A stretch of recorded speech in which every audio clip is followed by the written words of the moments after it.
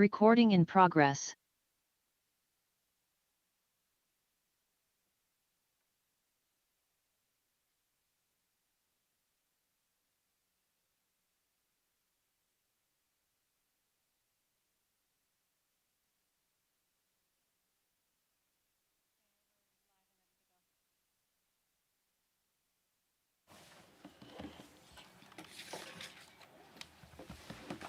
Good evening. It is 5:52, and I call this May 5th, 2026 special meeting of the Cupertino City Council to order.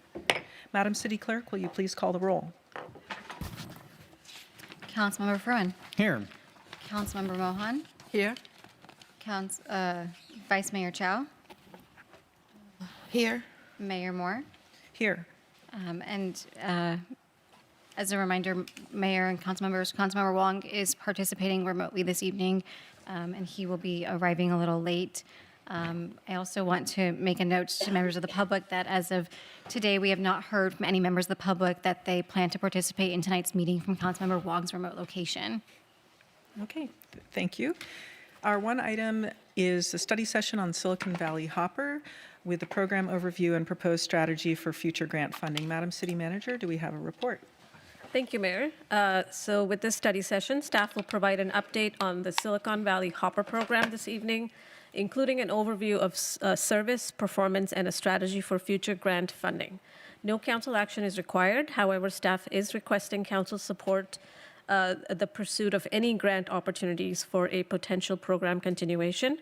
Staff would return to council for acceptance of any potential grant awards in the future. And with that, I will turn it over to Public Works staff, David Stillman and Matt Schrader, to present this item.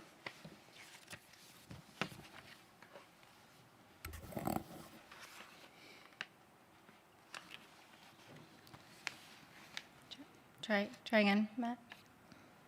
Still not working. Just, is it?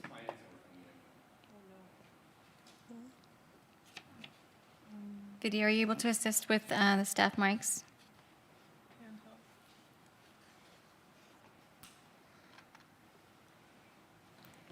Are they live now? There's a handheld mic on the lectern.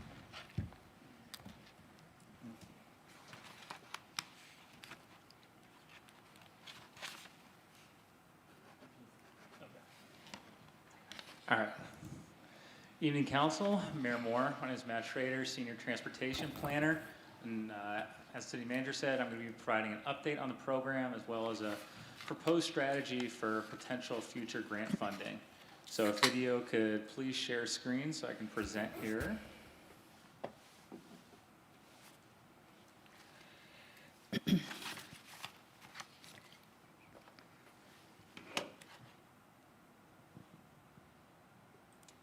You seen the presentation yet?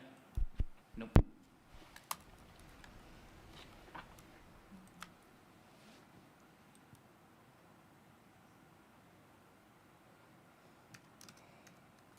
There we go.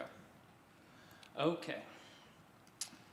So taking a step back, the program started in 2019 as an 18-month pilot program.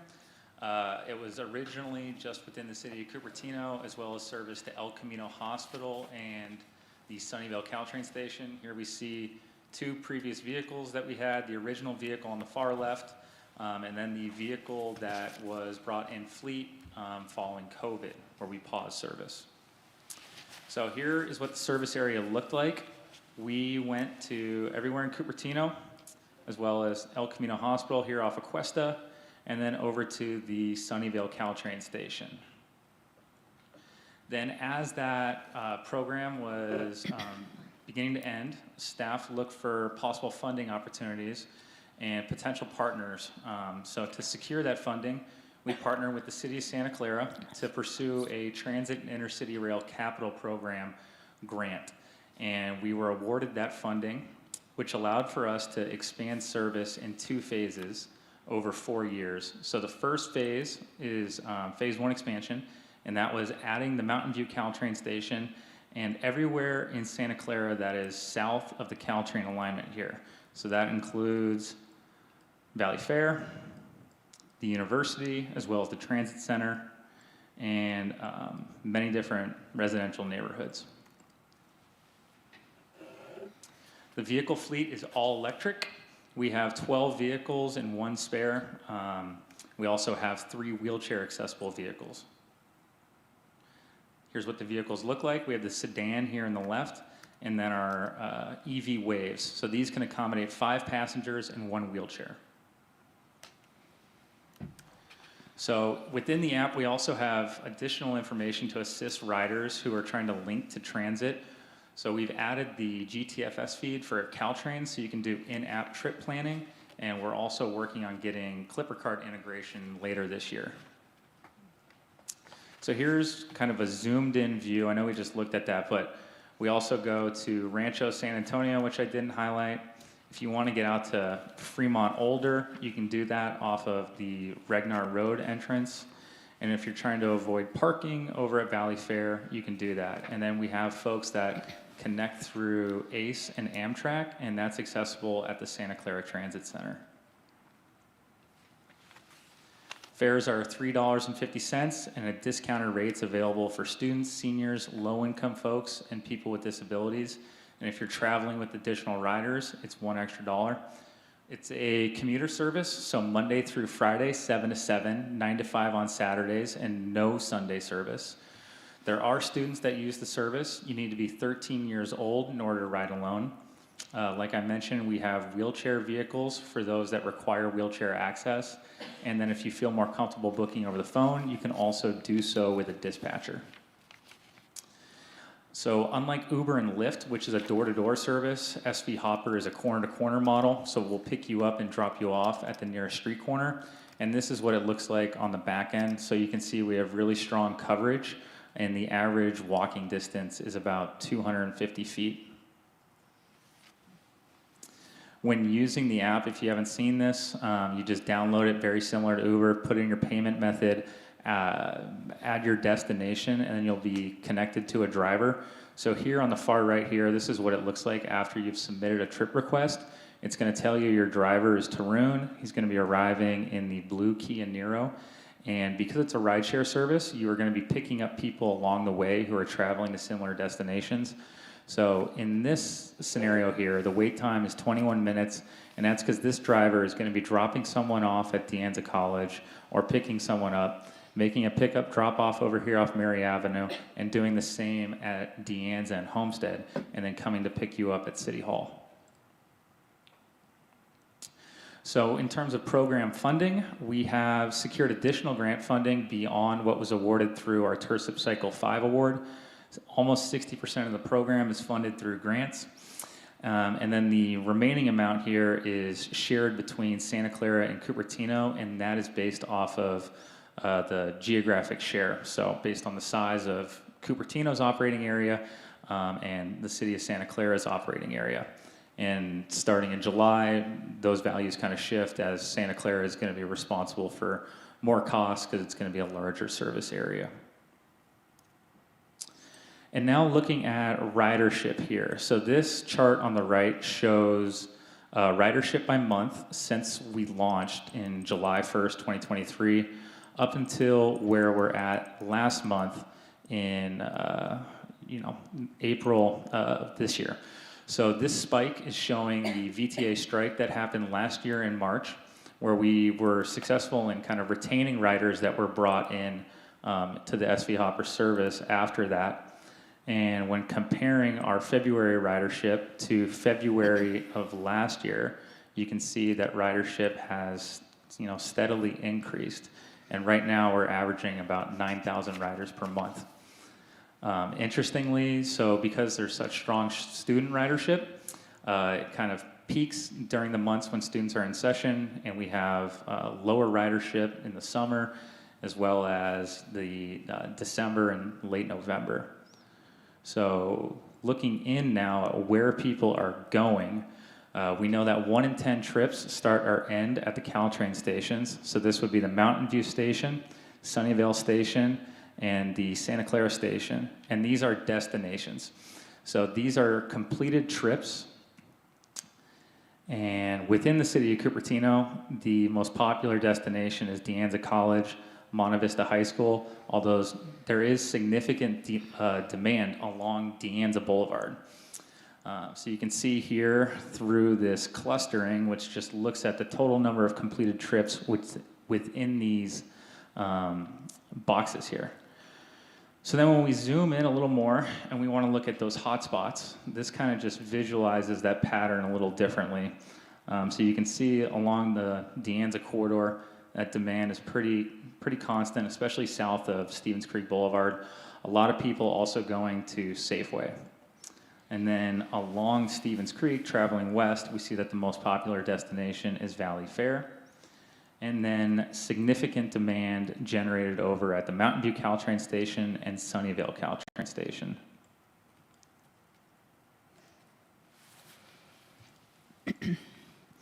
So when looking at completed rides, so we have a bunch of information here. We served over 100,000 rides last year.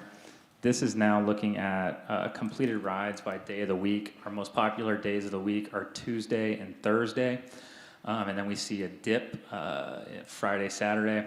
When looking at time of day, our peak period coincides with the school bell schedule, although it's pretty steady between noon and 2 as well. So between noon and about 4 o'clock is when we see our heaviest demand.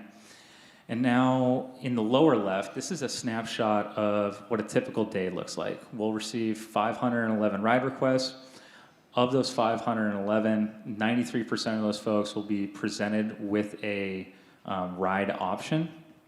And then 63% will complete the ride. 21% will not accept the proposal, likely because of wait times or it just doesn't coincide with their schedule. 7% of folks, there's just such strong demand at certain periods that all the seats are in use. And then we do have folks that cancel as well as no-show. So here you can kind of see that split. January of last year, 7,600 completed rides, and we received 12,000 ride requests. So wait times vary throughout the day. On average, they're 17 minutes. They spike in the afternoon when we're going to have longer trips, typically associated with those commute trips. Our shortest wait times are around noon, so between 10 a.m. and 1 p.m. And they're relatively flat throughout the week, so about 17 minutes Monday through Thursday, and then they drop Friday and Saturday, coinciding with what you saw on the previous chart in terms of completed rides. And it is a rideshare service, so the average number of passengers in a vehicle at any time is 1.4, and 47% of all of the trips have some time where it's a shared ride. And again, you can see the aggregation here where we have higher demand earlier in the week, so we're going to have higher aggregation rates, and then that decreases when we see less demand later in the week.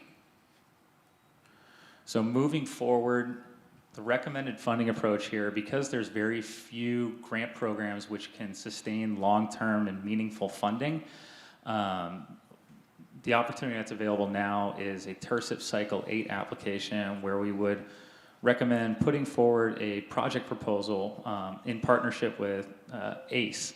So it's TERSIP, Transit Intercity Rail Capital Program. Its primary goal is really advancing the objectives of the state rail plan.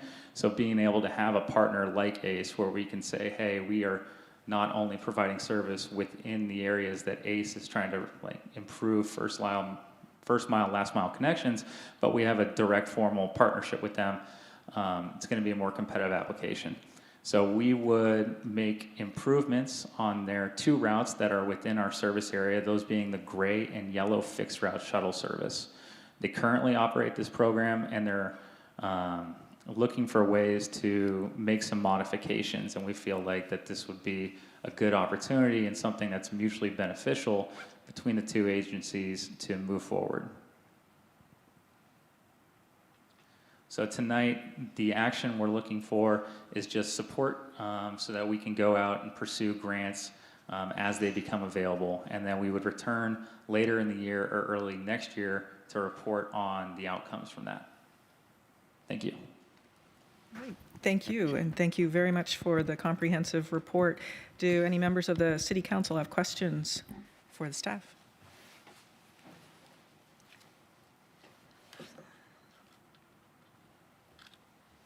Councilmember Mohan, followed by Councilmember Fruin. Somewhere in the staff report, I'm not able to find it right now, but there was some indication that Santa Clara is not committed on a long-term basis to this program. Is that accurate? That's accurate. We have yet to receive any kind of formal or written support for continuing to operate SV Hopper in partnership with the city. So we just had that big ceremony the other day, right? Yes.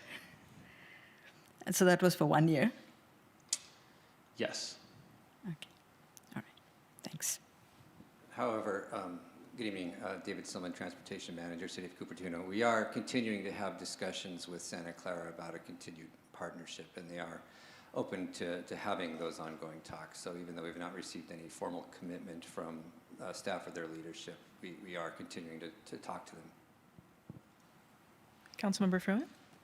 Has there been any discussion of the possibility of formalizing that relationship in the form of a JPA? No. Okay.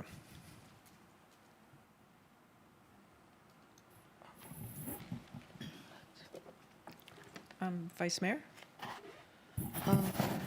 So Sunnyvale and Milpitas, what's the other city, has adopted their own micro shuttle or two-star.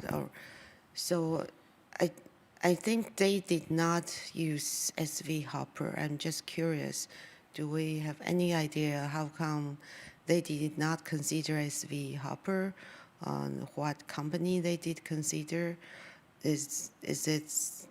Does Santa Clara looking into partner with the other CTU because of the partner they are with?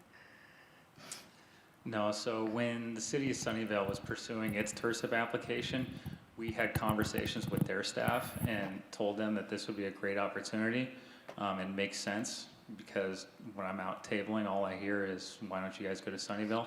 So we made it clear that this would likely cause some confusion if they wanted to pursue something independent, and that's the direction that they headed. They also are going to use a different operating model where if you request a ride along a route that could be served by VTA service, you're not going to be able to receive that on-demand transit. You'll be prompted to complete that trip through traditional transit.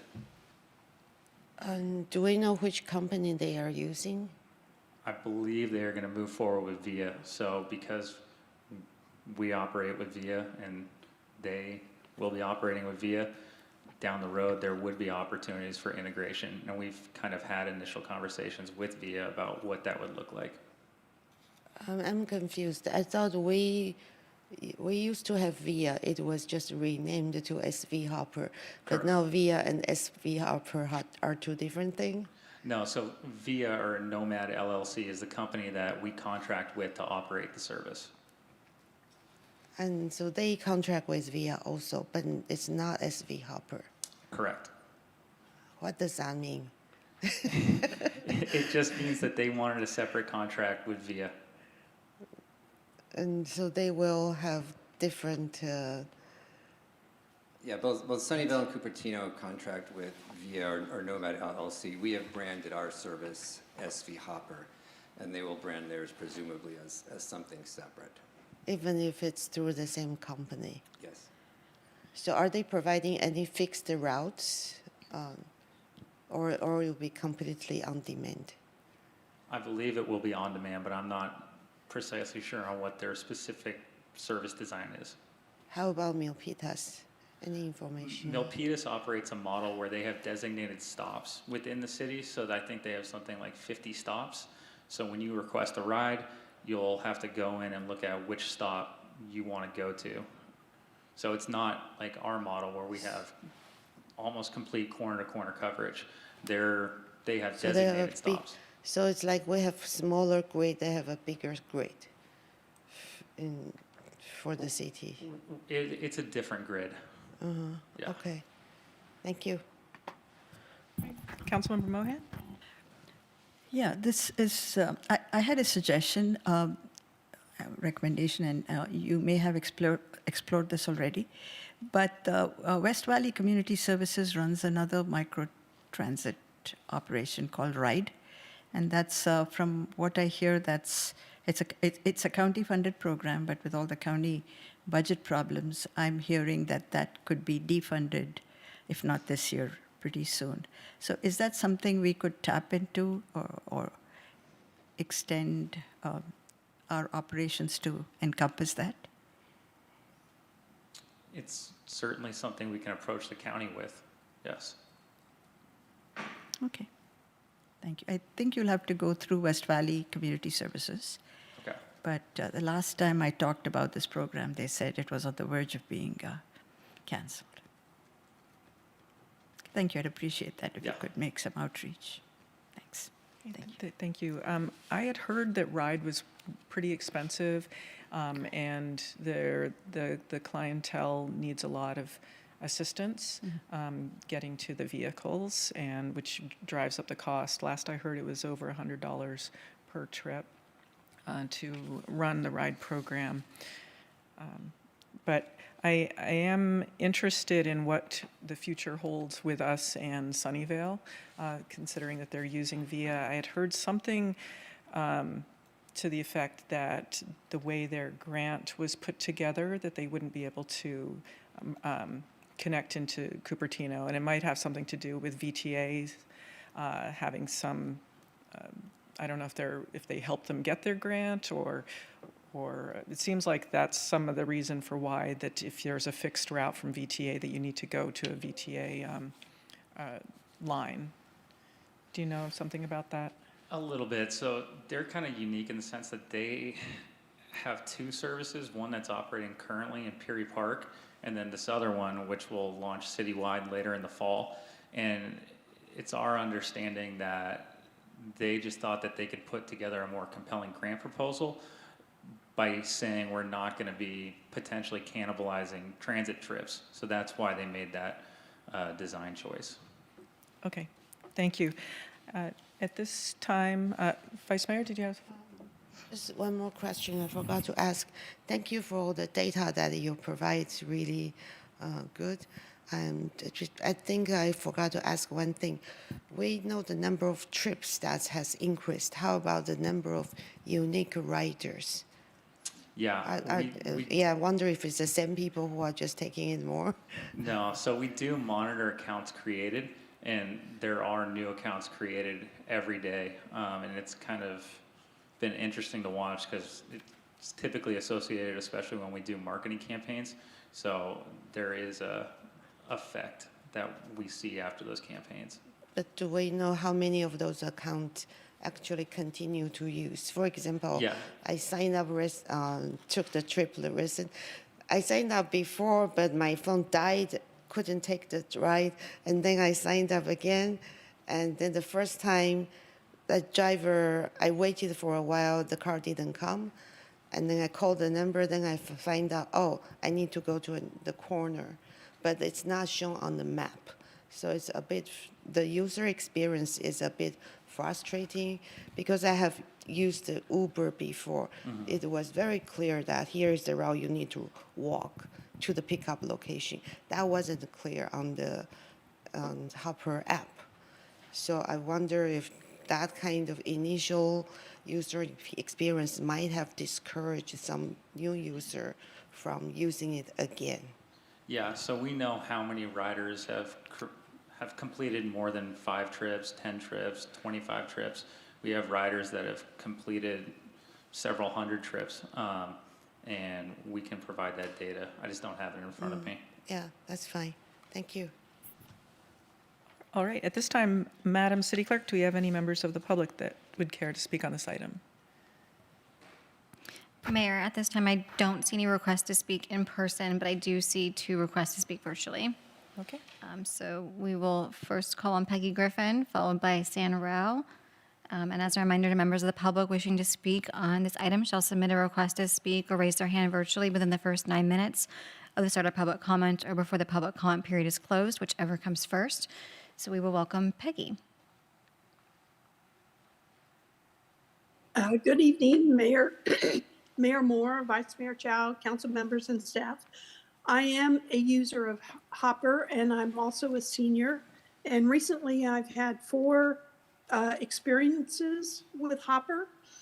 So I want to tell you that I think that the cost of the rides needs to increase significantly. $1.75 for a ride and $1 for every passenger you add is not enough. It's too low. The other thing is that I was trying to, in 2 of the 4 rides that I've taken recently, I was teaching people how to use Hopper, and in hopes that they could go to the doctors by themselves because they had lost the ability to drive. And I did it in the afternoon. My husband and I use it in the morning because we only have 1 car, and when it breaks down, we take it to the car and car repair, and we go and get it. But these people had appointments in the afternoon for doctors, and it didn't work out real well. One of the problems was when we got to, one of the doctors was Cupertino Podiatry, right in the heart of Cupertino, and they dropped us off okay, but picking us up, it took 20 minutes of no ride available before she even got an offer for a ride. And then the ride was 31 minutes for a wait.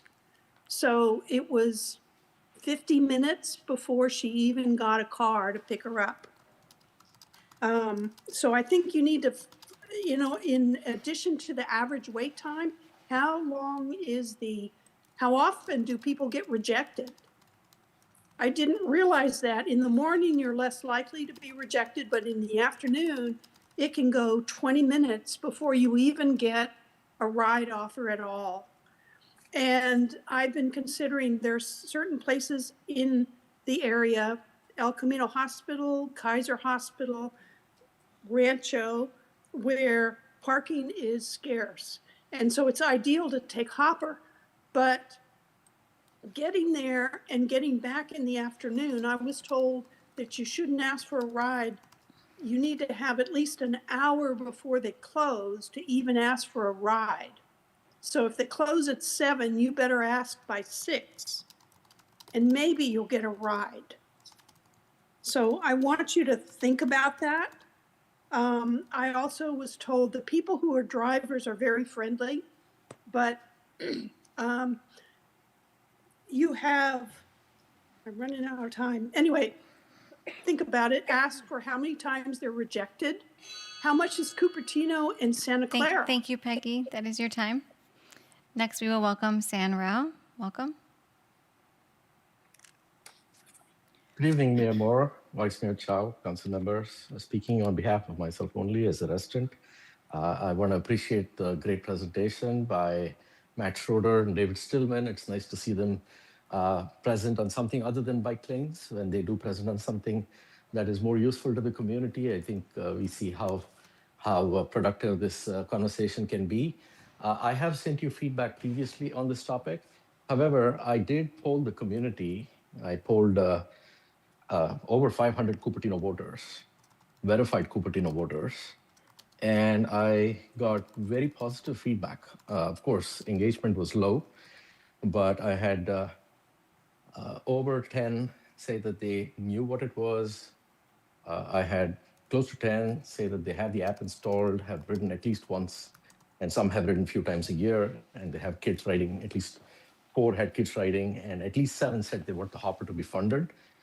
Most of that feedback came from parents of our high schoolers. And so keeping an open mind to this, I want to give you a few ideas to think about. It is interesting that much of the ridership is De Anza College, which matches what I see. And I'd like you to see if you can partner with FHDA to see if FHDA can co-fund this, or FHDA can provide you grants so that the program benefits De Anza as well as our high schools.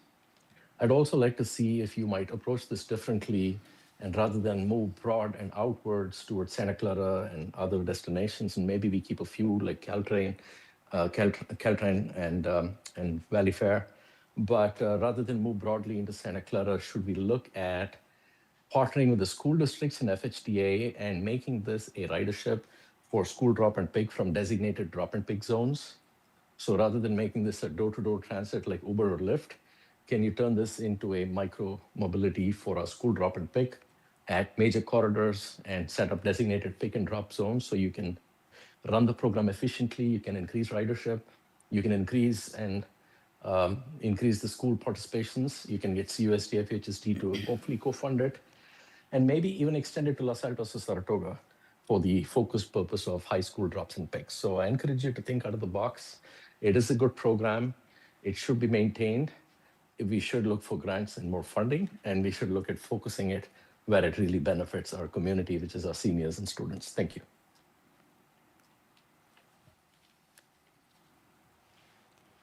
Thank you, San.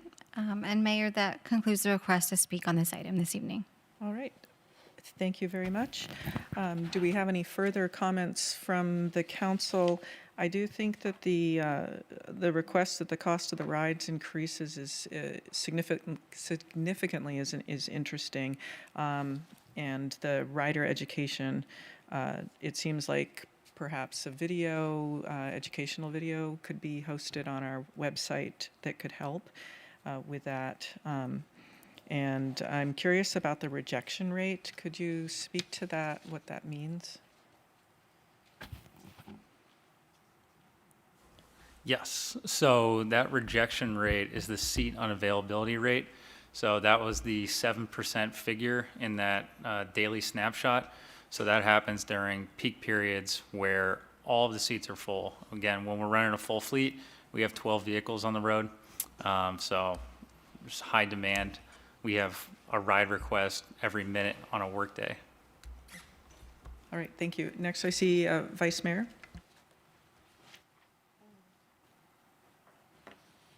Thank you. So, yeah, during the rush hour, I guess not even rush, maybe like after 2 or 3, the wait time is very long, and then it is you might not even get offered a ride. And once I got a ride, that I was at the Dianza, but then it would take more than 20 minutes, and the car was getting stuck on 85. So they are getting stuck under traffic from out of the city. So I'm wondering, is it possible that during peak hours, we prioritize local rides so that people who are taking shorter city ride close get prioritized so that the cars do not take long trips and getting stuck on the way, especially because this kind of long trips would take a lot of time, and with the flat rate, it's not making the program less sustainable. Yeah, that's something we can look at, and this is already something we're monitoring. I've been talking with VIA about those long trips to the Caltrain stations, especially during peak congestion. And one proposal that they've brought to us that they've done in other markets, and we're still talking about it, is maybe we can connect those rides through other TNCs. So that ride to the Sunnyvale station would be carried by, depending on where it is, maybe a Waymo, maybe an Uber or a Lyft, because having a vehicle be drawn out of our core service area is just going to it's going to drive up our wait times, as we're talking about here. Yeah, and also I think the Sunnyvale idea of if there is existing VTA route and they direct you through that is good, but maybe not refusing, but maybe priorities. For example, we see a lot more usage along the Anza because there is probably less VTA bus available. You see less usage along Stevens Creek. I'm guessing it's not because there are less users, but because there are more bus rides available. So, for example, once I took it, also trying to get from the Anza to the City Hall, to the library, and I requested SV Hopper first, and the wait time was so long, and then I eventually took a bus and canceled the ride. Had to pay $1. But then I find out, oh, actually, some routes, the bus is a better option. The frequency was really good. So maybe then we can deprioritize those requesting rides along Stevens Creek, so they are more likely to seek other options. That way we can have better service for those areas that has less VTA service. So is it possible for SV Hopper to support this kind of prioritization? Yes. Maybe not prioritization, but we can certainly provide VTA timetables within the app, and then those routes can be visualized and provide you with a different trip alternative. So that's something that VIA can definitely do.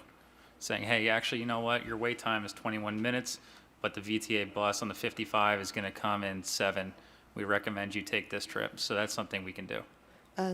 But then, so the thing is, if say 2 persons request ride at the same time, one is near Stevens Creek, one is in an area that doesn't have VTA ride, do they get the same priority? Or does it depend on how close they are to other existing vehicles? I'm not completely following, but in this scenario, it would really just apply to if a ride can be easily completed by existing transit. So if you're on Stevens Creek or you're on Wolf and Miller or De Anza Boulevard and you wanted to complete a trip that would be along one of those corridors, we could present that information within the app as a potentially quicker alternative. But what I'm requesting is not only presenting an option, but giving the other requester who is not on Stevens Creek a higher priority in the queue. Okay, I see. Yeah, I'm not sure how their algorithm works, but that's something we can have a conversation with them about. Okay, so then another comment is, from my experience, the riders are very friendly, and some of them were former Uber drivers, and I talked to them, they decide with SV Hopper, they get better job security and better working hours. So they choose to move to SV Hopper. However, one driver did tell me when he first started on the job, the first day, with no training, he had to start driving. So I don't know if that's a regular situation or abnormal. That's something that's not consistent with what VIA's driver training protocols are, and something we'll bring up to them. Yeah, thank you. Thank you. Councilmember Fruin. Yeah, hopefully just a quick one to piggyback off of something that one of the public comments raised, is whether you've had conversations with the school district, specifically Fremont Union High School District, on potential expansion to some of their campuses. I know that there has been a lot of interest in reaching Limbrook, for example, which is relatively close to the city borders. Yeah, so we did look at what including Limbrook would cost and presented that information. We also had conversations with Foothill College, had VIA model out some scenarios on what that would cost, and neither were interested in moving forward. Okay, thanks. Thank you. So the recommended action is that we receive the report and support staff's proposal to pursue a transit and intercity rail capital program cycle 8 application. So the city attorney, what kind of action are we hoping to do here? Just kind of a straw poll on whether or not we support the grant funding? But you could do more than a straw poll, but we really can't take action. Okay, so In other words, you could actually have a vote, but it can't be an action vote. okay, so we can vote to support the recommended action? We could vote to receive it. Okay, why don't you do a straw poll vote then? All right. Because we really should not be taking action in a study session. Okay, so do we have general support for this? Yes. Seeing nods, yes, yes, I've got three. Vice Mayor, are you I in do support of?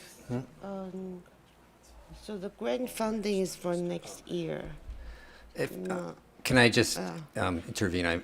I'm sorry. So we would like to be able to pursue not just the TERSIP grant for the next cycle, which we are looking at, but basically any grants or other funding opportunities that might be available to enable us to look at continuing the program beyond the current 4 years.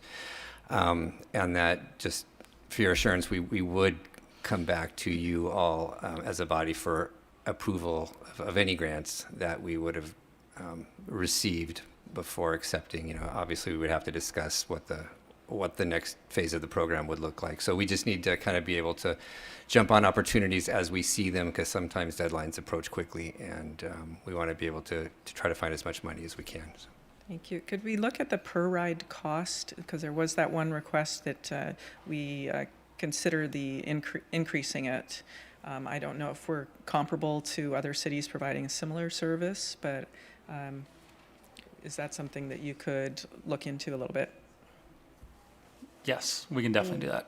and also I think maybe we should consider longer rides. The cost should be higher, at least comparably higher with the commercial on-demand shuttle, and so that way the offset for the shorter ride, the cost for the shorter ride will be lower also. Yeah, I mean, the cost for the shorter ride could increase, but the cost for the much longer ride should increase much larger. If we can explore that next time it comes back to the council, that would be great. And whether is there a possibility to prioritize shorter ride that's near the city core than the other ride?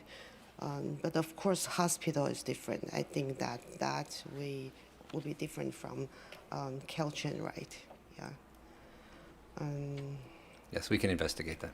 But in terms of grant funding, I would prefer we don't request funding from like congressmen for SV Hopper, because I would hope that funding from legislators and the Congress is for infrastructure that will last for longer, rather than filling a gap of 1 year and then it's kind of we won't see a sustained impact. So I would prefer if the grant funding would focus on more like transportation VTA fund. I don't know what the other council members think about that. Are you done? Yeah. Okay. So the request from Congressman Khanna was not for VTA funding. It was for City Hall and Torrey. So this came as a surprise, the 1.2 million. So I don't know where that request came from, but when I met with him directly, the request was for those capital improvement projects. No, but what I mean future funding, not. Are we going to pursue that for? That gets into grant funding policy, which is kind of out of the scope for this. But this agenda item doesn't talk about going to the congressman and requesting funding for it. They've got other But then they are sources. talking about all sources. Yeah, we would like to consider any source of funding, because it's not easy to come by, but if there are certain qualifications that council would like to make to that degree, that would be helpful to have this evening. Well, we're So- sort of setting policy right here with For regards this to particular grants. project. I think for this particular project, I would prefer that we don't use funding from legislators or the congressmen, so that they can be used for other project. I think that's more. Do we have concurrence from the other council members for this I particular have a one? question for the city manager. Do you know how this came to pass, the 1.2 million? Yes, Mayor, I do believe I just checked in. Staff did request it last year. Okay, it was a request from last year. Correct. Okay, and do we have an opinion from staff or the city manager about putting a request in for SV Hopper in the future? So I think this year there were a lot of competing priorities that we rather get funding for, and staff went ahead and asked for funding for a couple of other infrastructure-related projects. So we did not ask for the Hopper funding, although since we're talking about, various grant opportunities and to further this project, I think it is appropriate if council wants to kind of have a more specific general direction on whether or not to go forward with that particular grant funding for this project.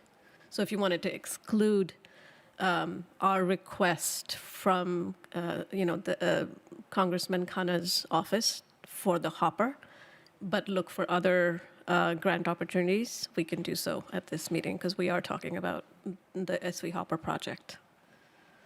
I don't have a strong opinion either way. Councilmember Fruin, do you have an opinion on this? And same with the Councilmember Mohan. In general, when we're off asking for money, sometimes the other side of the equation is interested in giving you things that you aren't necessarily going to prioritize in the same way. Sort of a beggars can't be choosers situation. So I'm happy to accept money that people want to give us. Of course, if there is specific grant program, federal grant program, and for that, for microtransit, that will be different. But what I'm talking about is specific requests, I think, from individual congressmen, right? Through the mayor, Yes. can I just add one more detail to that? So a lot of times, just for information as you deliberate on this, a lot of times the infrastructure project funding requests can be very large. So the only benefit to asking and submitting multiple proposals, for example, is if there's different kinds of grant amounts, right? So this Hopper is usually a smaller amount. Infrastructure projects can be very large. So that's just another information for you to consider. Okay, and Councilmember Mohan, did you have a thought on this one? Yeah, I would. I would be reluctant to close off any avenues of funding. I mean, whatever funding we can get, we should grab. I mean, usually, my experience is you want more than less, and so I would not say no to any funding, whether it's for the Hopper or for anything else. And there is a general fund cost to the Hopper operation, so anything we get would be subsidizing that. Okay, so that's 2 out of 4, and I'm ambivalent, but I'm going to lean towards if they're going to provide us money, we're going to accept it. But I do understand that for long-term funding being grant supported, we need to find something moving forward where we're not continuing to do that. And I think that's probably our biggest challenge, especially since we're 59% grant funded currently. And we have only 5 minutes left. Vice Mayor, your hand's raised. So for congressman funding, I understand there is not really a fixed allocation, and we usually can make 1 or 2 requests, and the city have to prioritize between different projects to request which one. So so it's really a prioritization from us what we want to ask. That it's not like because if they give it to, if we prioritize and then put SV Hopper on top, that means the funding could have gone to another project, maybe a building, bridge repair would then go to SV Hopper. But then the general fund has to fund this other infrastructure project. So we are not losing if we don't ask for SV Hopper. Yeah, that's my point. Okay. All right. Thank so you. are we going to consider raising the right? So that will come back. Correct. Yeah, okay. Correct. Okay, I'm seeing no further hands raised. This meeting is adjourned until our 6:45 regular council meeting. Okay.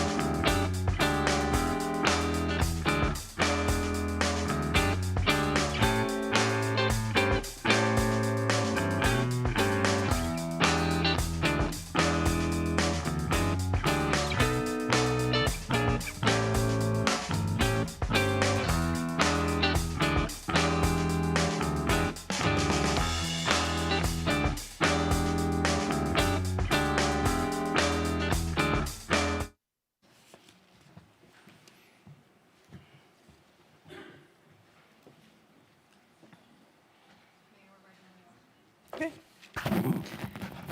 Good evening. It is 6:46, and I call this May 5th, 2026 regular meeting of the Cupertino City Council to order. Please, if you're able to, stand for the Pledge of Allegiance.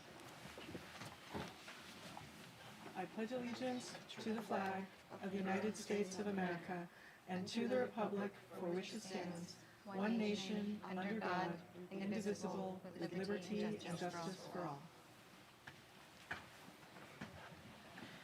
Madam City Clerk, will you please call the roll? Councilmember Fruin, Here. Councilmember Mohan, Here? Vice Mayor Chow, Here. Mayor Moore. Here. And as a reminder to members of the public and to the council this evening, Councilmember Wong is participating virtually this evening, and he will be arriving a little late. As a reminder, as of today, we have not heard from any members of the public that they plan to participate in tonight's meeting from Councilmember Wong's remote location. Great, thank you. Madam City Attorney, do we have a closed session report? We do.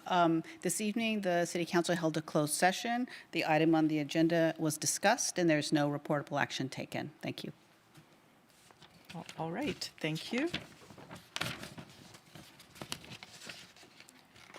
Moving on to ceremonial items. Our first item is the recognition of Sannyasi Chetty Momidi Varapu on the occasion of his 100th birthday. So we have a very special guest tonight. I'm pleased to recognize one of our residents who recently celebrated his 100th birthday on April 20th. This is a special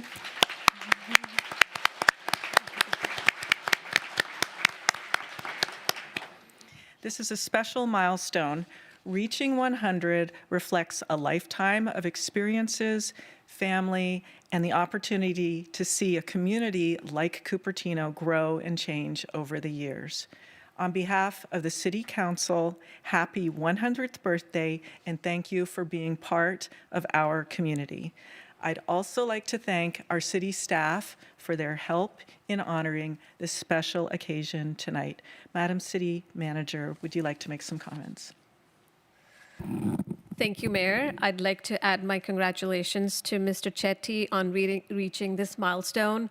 100th birthday is rare and deeply meaningful, not only for the remarkable life that it represents, but also because tonight marks the beginning of a new tradition for Cupertino.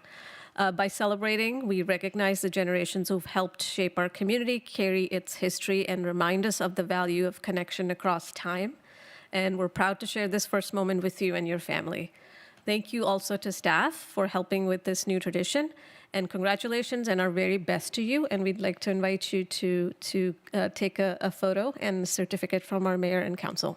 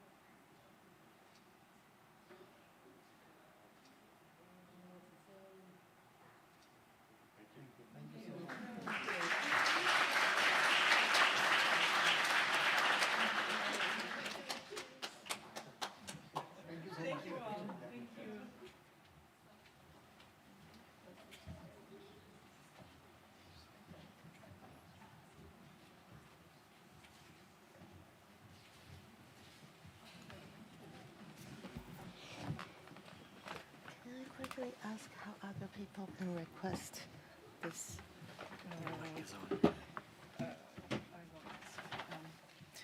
It's a quick question for our city manager. If other individuals would like to have a similar celebration with council, how can that happen? Please reach out to us. We would love to celebrate anybody turning 100 in our city. Wonderful. So our next ceremonial item is the recognition of National Public Service Recognition Week of May 3rd through 9th. It's my honor to recognize Public Service Recognition Week observed this year from May 3rd through 9th, which spotlights the individuals serving communities at every level of government across the country. Here in Cupertino, that service is visible in many ways. It means safe and well-lit streets, parks, and public spaces that are cared for, thoughtful planning for housing and the city's future, and programs and events that bring people together.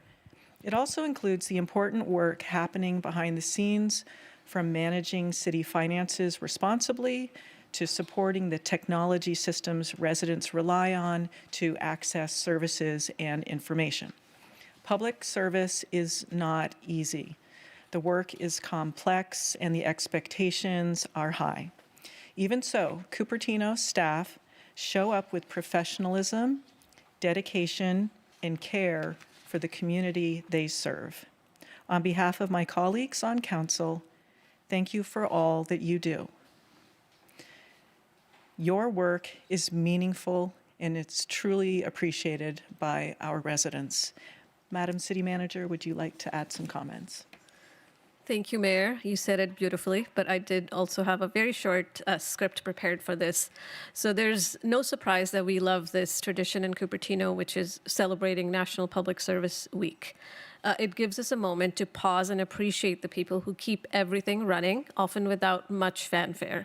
Public service is often most powerful when it's least visible. From safe streets, clean parks, safeguarding our city's resources, keeping residents informed, and ensuring transparency to legal support, technology advancements, and every department working in sync. It's a true team effort. Our staff does this work with professionalism and care, even when balancing limited resources and competing priorities. And knowing what progress does, that progress does not always equate to everyone being happy. We are proud to serve a healthy and engaged community. And yes, our staff shows up every day, ready to listen, adapt, and keep moving the work forward. We're proud to serve such an engaged community, and this week is about taking a moment to say, we see you and we thank you. To all city employees, thank you for everything you do. And thank you, Council, for helping shine a light on this work that often goes unnoticed and happens quietly. I'm honored to accept this proclamation on behalf of our entire city team, but I will ask my executive team and any staff present today to please join me in receiving it. Thank you and happy Public Service Week.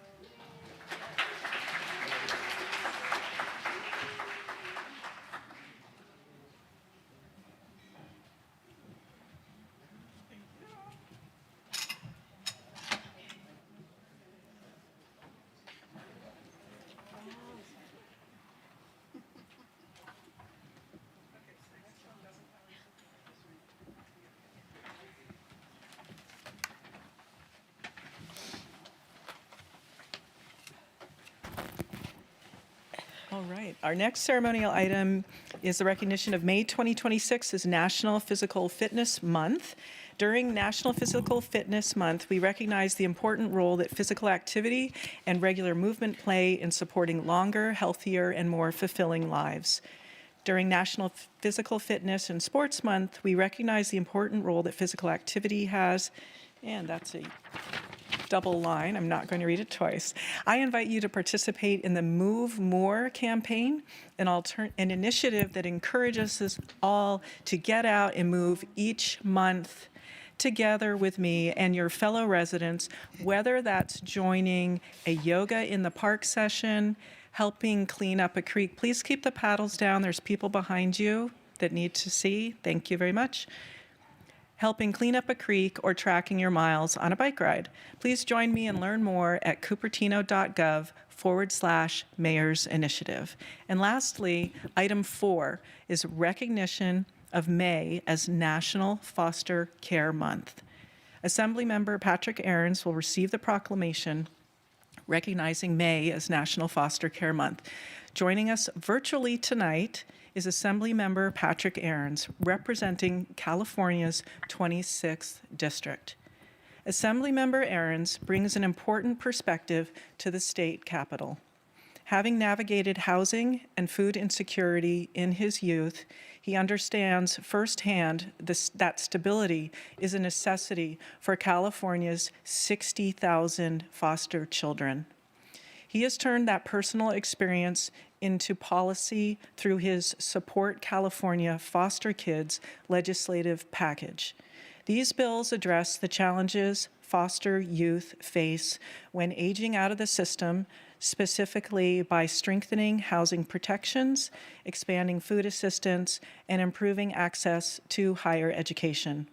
As we recognize National Foster Care Month, we appreciate having a representative in Sacramento dedicated to practical legislative reform. Please join me in welcoming Assemblymember Patrick Ahrens to the screen to accept this proclamation. So we're going to move up. Hi, Mayor. Hi, everyone. Thank you so much. That was very touching, Mayor Moore, and thank you to the Cupertino City Council and the Cupertino community for your steadfast support for our foster youth. I think now more than ever in the state of California and the country, we need to look to supporting the foster youth of California. I'm really proud to have 6 bills authored in that space. And so I want to just thank you all so much for everything. And thank you for the support of the foster legislation. And thank you, Mayor Moore and the City Council, for your leadership. I'm in Sacramento, so apologies for the loud noise, but wanted to say thank you so much, everyone, for your support for our foster youth. Thank you, Patrick. Thank you for taking the time out. And we really wanted to recognize you for all the work that you're doing for the foster children. Thank you so much. And so we're taking a group photo here, and we're going to have a montage with you in it as well. So we have to hold still.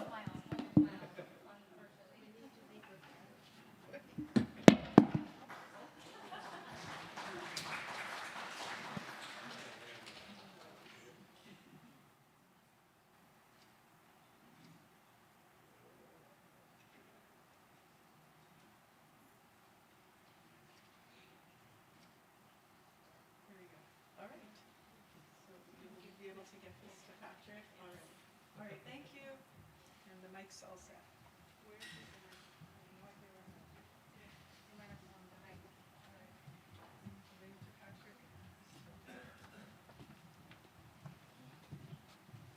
Did it fall? Okay, all right. Thank you, Assemblymember Ahrens. We'll get you your proclamation and your group photo. Thank you, Mayor Moore. Thank you. It's good to see everyone back home. Take care. Okay, you too. Thanks. All right. So next we move on to postponements and orders of the day. Mayor, I think your mic is not on. My mic is not on, or do I just there. need to be closer? Okay, is that better? Yes. Okay, very good. So we've completed the ceremonial items. Our next item is postponements. And orders of the day. I move that we postpone item 21, the council procedures manual, to meet the timeline requirements of the civil grand jury report, to provide time to incorporate any necessary edits carefully. Do I have a second on that item? Second. Okay, I heard Councilmember Mohan seconded. Madam City Clerk, will you please conduct the roll call vote? Councilmember Fruin, Aye. Councilmember Mohan, Aye. Vice Mayor Chow, Aye. Mayor Moore. Aye. Motion carries with Wong absent. All right, thank you. Next, we move on to oral communications. Madam City Clerk, how many speaker cards do we have at this time?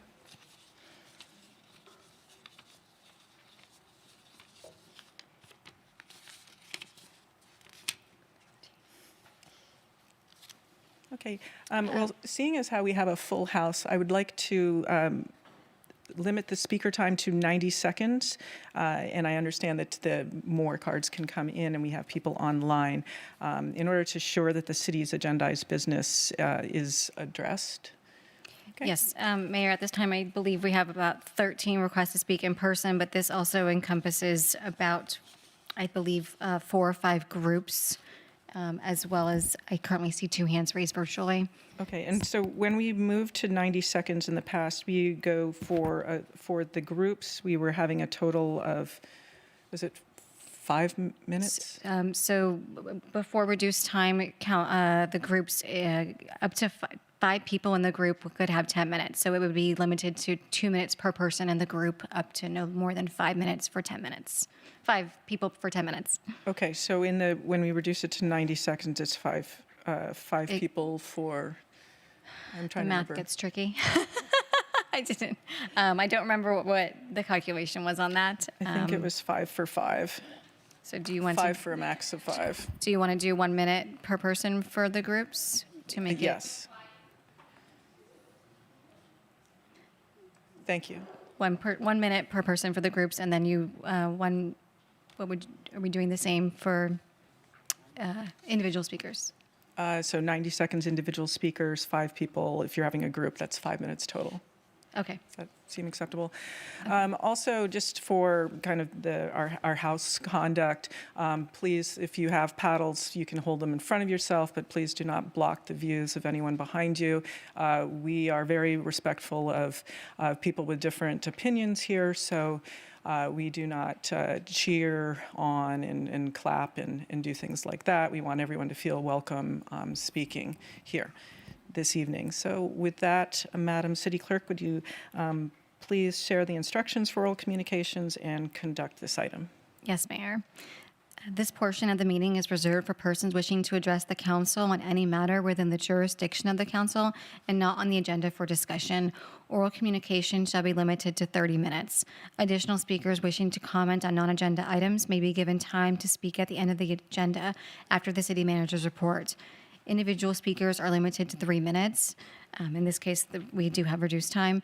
As necessary, the mayor may further limit the time allowed to individual speakers or reschedule remaining comments to the end of the meeting on a first-come, first-heard basis, with priority given to students. In most cases, state law will prohibit the council from discussing or making any decisions with respect to a matter not listed on the agenda. A council member may, however, briefly respond to statements made or questions posed by speakers. A council member may also ask a question for clarification, provide a reference for factual information, request staff to report back concerning a matter, or request that an item be added to a future city council agenda in response to public comment. Members of the public wishing to speak regarding oral communications shall submit a request to speak or raise their hand virtually within the first 9 minutes of the start of public comment or before the public comment period is closed, whichever comes first. So at this time, we will move to in-person request to speak under oral communications. We will welcome Steve Sulgit, followed by Catherine Chu's group, and then followed by Zoe Tran's group. So welcome, Steve. You'll have 90 seconds. Good evening. Thank you for allowing me to be here. My name is Steve Sulgit. I represent the Cupertino Toyokawa Sister City program, and I'm here today to thank the City of Cupertino for their support for our 2026 Cherry Blossom Festival, which took place the weekend of April 25th and 26th. This was our 42nd Cherry Blossom Festival, and we couldn't have had this event without the distinct help and support of the city of Cupertino. This event is for the people of Cupertino, but also, as we found out, for many others. We did a survey this year to find out where people are from and what they're interested in, and discovered about 22% of the people who attended were not from Cupertino. They were from surrounding cities. And we think the festival offers an opportunity for people from our surrounding communities to see what Cupertino has to offer and to experience an event meant for everyone. One of the interesting comments I had from somebody was, you're not going to make a lot of money with the weather. And we had to remind them, we're not here to make money. We're here to have a community event and see a variety of vendors and performances and exhibits that are a creation of a vibrant and diverse community. Also, it was very, very nice to see all the members of the city council there, as well as Japanese consulate and representatives from local and state government on stage, because it shows that people are there and they care. Part of the things I enjoy is seeing what people don't see, and we thank Rochelle Sanders and her staff for our support. They're there at 7 in the morning until 10 o'clock at night, and to see them out there working is very, very appreciated. And so we thank you for our event and look forward to seeing you April 2027. Thank you, Steve. Thank you. Next, we will welcome Catherine Chu's group, followed by Zoe Tran's group, followed by, no name on this one, CPC. I have an email, Overton Ma at SBC. So, yes, I don't have a name. But welcome, Catherine Chu and your group. I see 4 names, so we will have 4 minutes on the clock. Welcome. 4 names plus myself, right? That is correct. So we will reset it to 5. Thank you for the correction. Welcome. Thank you. Good evening, Mayor, Vice Mayor, council members, and staff. I'm Kathy Chu, and member of the leadership team of the Cupertino Pickleball Club. I'm here tonight to register our objections regarding the planned trial to restrict hours of play and the request for quiet paddles at all hours at Memorial Park. But before I go on, I want to take just a second to ask all those who are here, part of the CPC as well as the community, please raise your hand or paddle. Thank you very much for being here. In early 2025, when our neighbors raised concerns about pickleball noise, our club proactively took steps to work with both Parks and Rec and the neighbors to address them.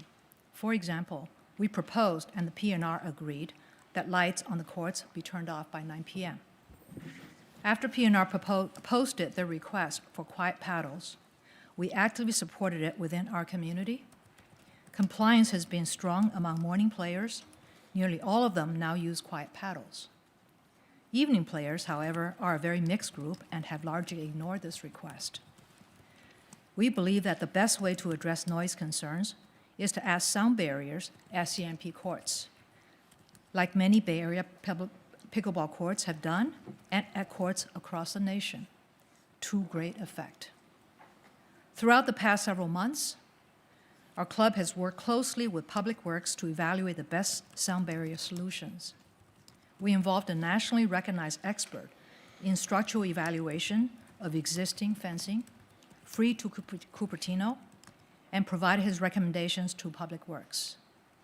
We understand the plans are already underway to install additional support structures and noise screens.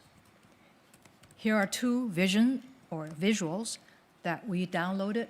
Can you guys see it? So upside down. Thank you. One representing the considered solution, and the other, the second one, shows the budget proposal. I'm happy to report that all of the foregoing have already had a positive impact. Nearby residents who previously raised noise concerns have expressed satisfaction with the progress, and the complaints have subsided. In fact, a text message from one of them last night indicated their complete surprise by and disagreement with the trial. Given all of the foregoing, the proposed trial to limit play hours and to request quiet gear at all hours feels sudden, heavy-handed, and frankly, unnecessary. The rules would significantly reduce access without clear justification, and they do not reflect the current reality among our neighbors about the noise issue. An overwhelming majority of our community agree that the most important and effective way forward is for this city council to approve the budget for noise abatement at Memorial Park and to launch the CIP process as soon as possible. The people who are here, and there are many more who are not able to, register their strongest objections to that proposed plan. Thank you.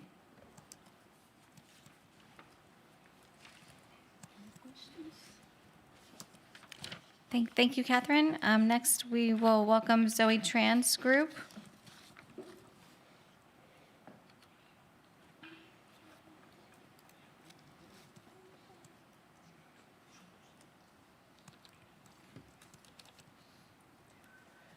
Welcome, Zoe.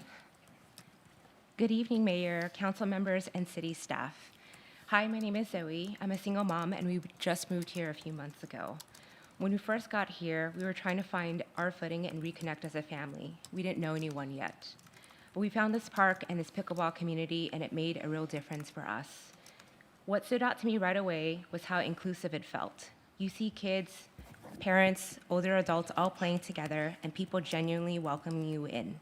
That's not something you find everywhere anymore. And for my kids, Lucas and Liam, this has been really meaningful. We've moved about 5 times in the last 3 years, so finding a place where we feel like we belong has not been easy. This is the first place where I've seen Lucas settle in, build confidence, connect with others, and make friends. And in a world that can feel overwhelming for kids, this has become a place where he feels safe and where we can spend that time together. So when I hear about these proposed limitations, it genuinely concerns me, not just as a fan of pickleball, but as a parent watching my child finally feel like he belongs. The truth is, these proposed changes don't just affect ours, they affect access. And for families and kids with busy schedules, even small limitations can be the difference between belonging and being left out. And for people who are new, who are still trying to find their place the way we were, the door may not open for them at all. I understand that the city is trying to balance real competing needs, and I truly respect that. The neighbors' concerns matter, and from what I've seen, this community here has already been willing to adapt through quiet paddles, adjusted behavior, and genuine good faith. And I hope that good faith goes both ways. All I'm asking for today is that before anything is finalized, the city brings this community to the table to weigh all the options together. What's been built here is really special. Please work with us to protect it.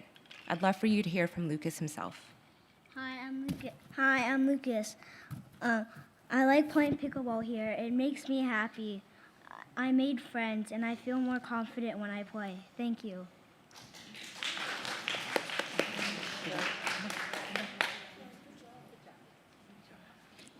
Thank you, Zoe. Next, we will welcome the CPC group.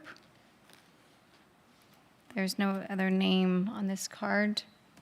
Mary Ann Overton, I guess. Mary Ann, do you have a group representing you? I'm representing the group. How many people are in your group this evening? Yeah. Okay. I'm a resident of Cupertino. I pay a lot of taxes so that I can enjoy the park. And playing pickleball is enjoyable and good for my health. I would like to live to 100 too. Mary Ann, sorry to interrupt you. Are you representing a group or just yourself? I'm just trying to allocate the correct time for your speaking. Just herself? Just myself. Okay, thank you. Okay, so pickleball is not only good for the old, but it's good for the young too. And I'm representing the 80 and older seniors. So it helps improve health, and just taking away one day will affect the rest of the week, because then more and more pickleball players will be coming over on those other days, and then the wait is twice as long. But, so that's my recommendation, is not to take away any days, and also just stick with the paddles that we have, so we don't have to invest in new paddles for for all day, just the quiet hours time. Thank you. Thank you. Please. Next, we will welcome Chris Farm. I believe you stated you're representing a group. Is there a group with you this evening? Just the Cupertino Pickleball Club. We need 4 speakers. 4 people. So this would be any speakers that have not already spoken or not planning to speak under a different group or individually. Okay. So you have 4 people in your group who have not spoken and do not plan to speak. Is that correct? Okay. Hello. So you will have 4 minutes to speak. Welcome Chris's group. Their name should still be mentioned. Hello, City Council. Or- This is my first time speaking at one of these, so I'll keep it brief. My name is Chris Pham. I play at Cupertino Memorial Park. I've started playing there maybe 6 months ago, and like the rest of these fine folks, it is a pleasure to play with everyone. The community is extremely welcoming. I think throughout my life, my short life, in the various sports I've played, I've never played a sport that has been more welcoming, more accessible to people of all backgrounds, of all ages. I believe that, this community has done its best to proactively work with the neighborhood, those who are impacted by the, admittedly loud noises that pickleball does bring. And so I do feel that this proposal to limit the hours, to require, additional equipment to play a sport that everyone loves is a bit excessive, especially when the pickleball community is doing its best to, work with the community and find a solution that works for everyone. Thank you. Madam City Clerk, will you get the speaker cards from the 4 other members of that particular group, please? Yes, Mayor. So we would just like to collect your names for that group. If you're...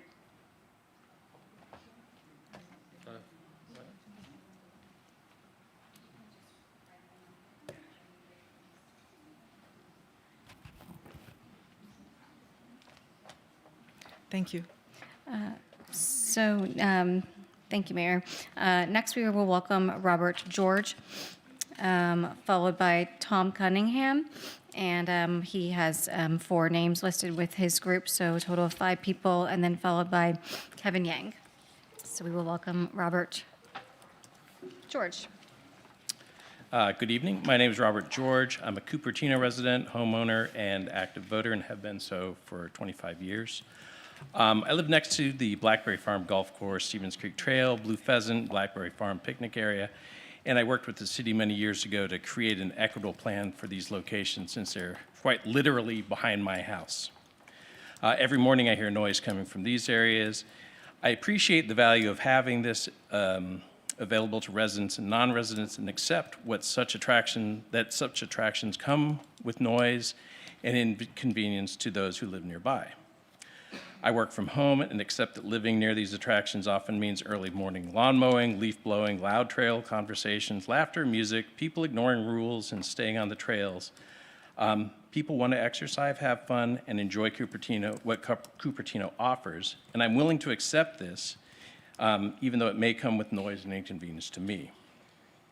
I'm also an early morning pickleball player. I need to get to Memorial Park at sunrise to enjoy exercise, great community of people, wonderfully maintained park and courts, and avoid heat-related health issues. I don't have a flexible schedule, so I'm limited to the hours. I'd hate to take my morning play and shopping to Palo Alto's Mitchell Park. They're more accommodating. Here's what I ask of you. We elected you to solve problems. Here's one that for you all to keep working on. So please work with the Park and Rec Department to come up with a better plan.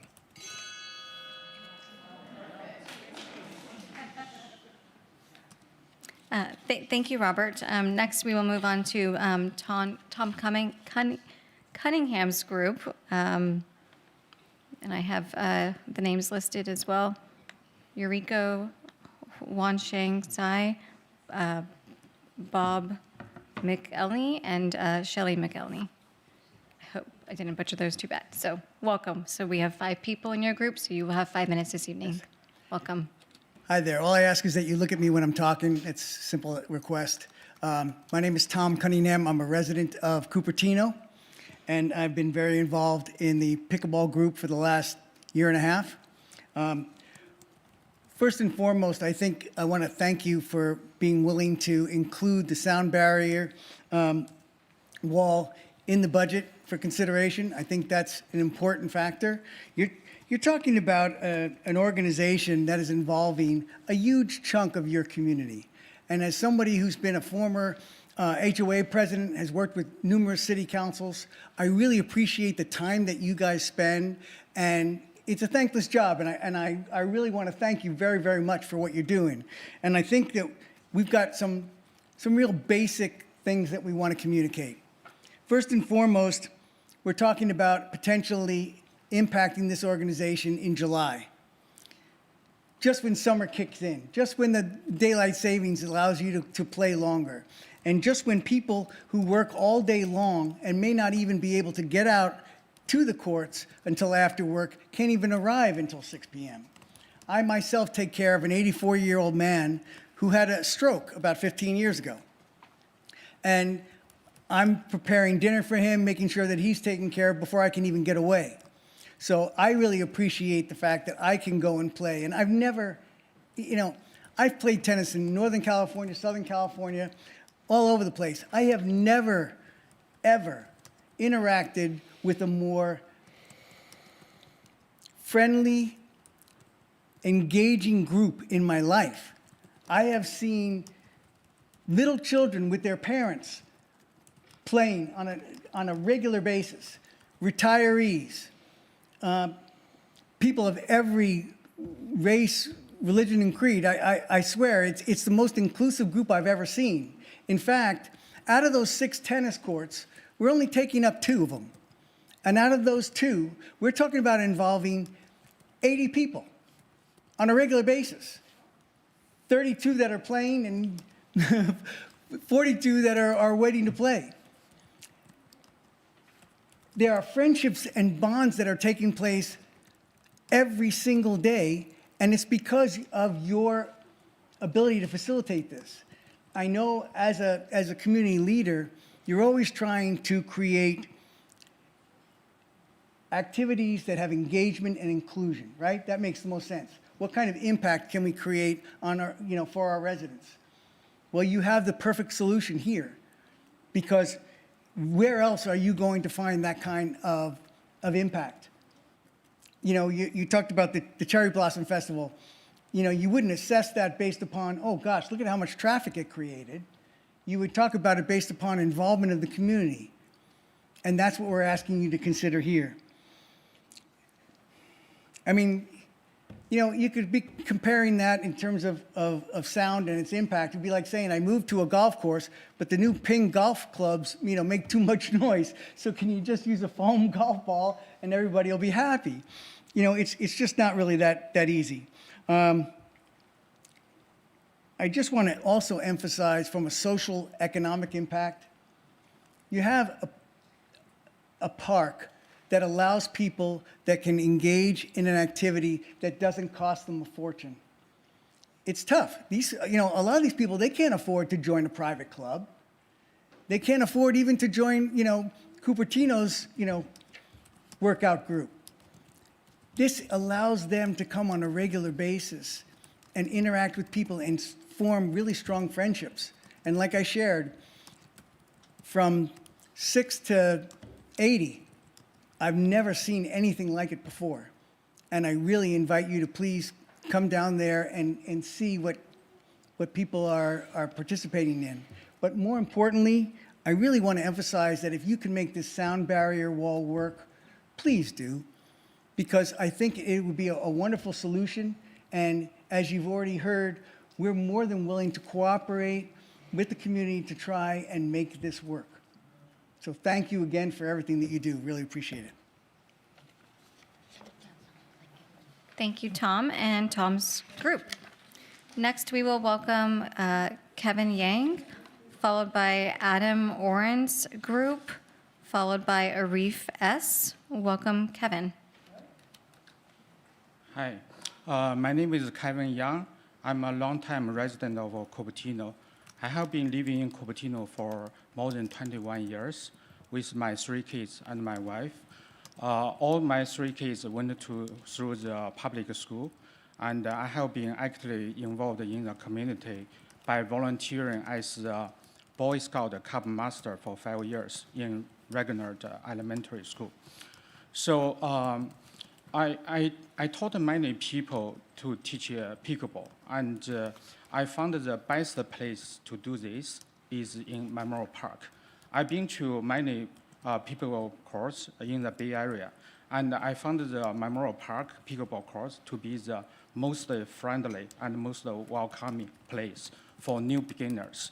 So we have something really special there, and I think the council should consider it, to keep it regular hours. I have never been to any pickleball court with our restriction specified in the trial program. It's totally unfair, for our resident to get that kind of treatment. Another thing I want to mention is I'm a very busy working professional. I do not have a flexible schedule, so the only time I can work out is the early morning and the evening hours. Thank you. Thank you, Kevin. Next, we will welcome Adam Oren and your group with Danielle, Connie, Boone, and Danny. 1, 2, 3. So we will have 5 minutes on the clock for you and your group this evening. Hello, thank you. My name is Adam Oren. I grew up in Cupertino, and I attend Homestead High School. I was taught from a young age that this was a community of acceptance. Nothing better exemplifies this than our community. It does not ask who you are or where you're from. It's a community as diverse as the brands of paddles in this room, which is a lot.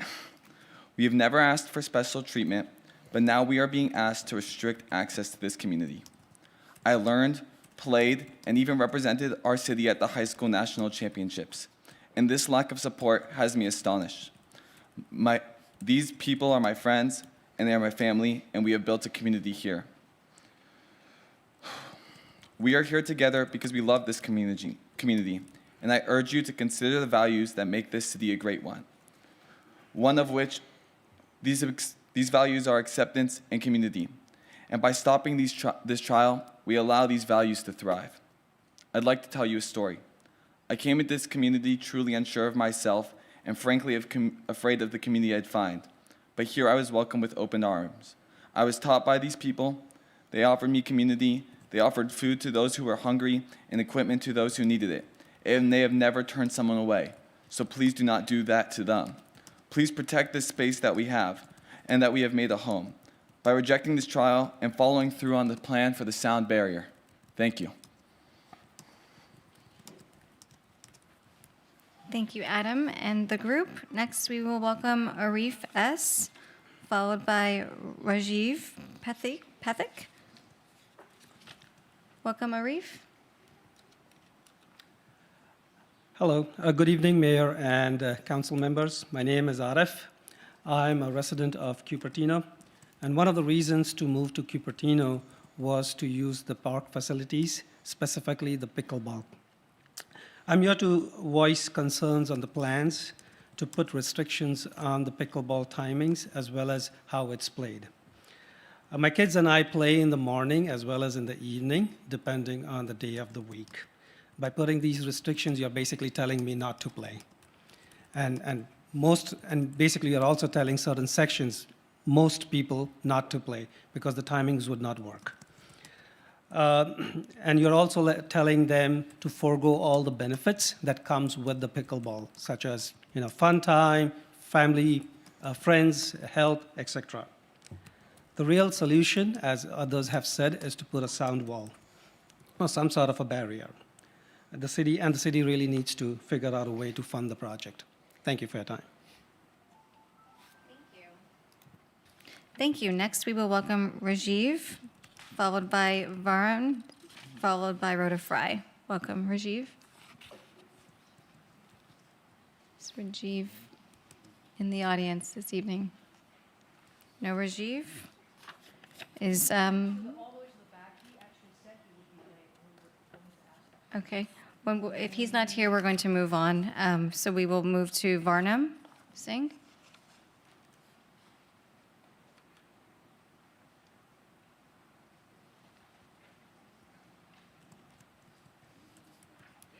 And Varnam, you have two people right in your group. Are you speaking as a group this evening? Yes. Okay, thank you. So you'll have 2 minutes this evening. Welcome. Hello, Council, and thank you for allowing us to be here. We're environmental science students from Monte Vista High School, and we are here to voice our concerns about the management of city land and the lack of green space in our community. We are worried about the lack of awareness of invasive versus native plants in our community and how this is leading to a less stable environment.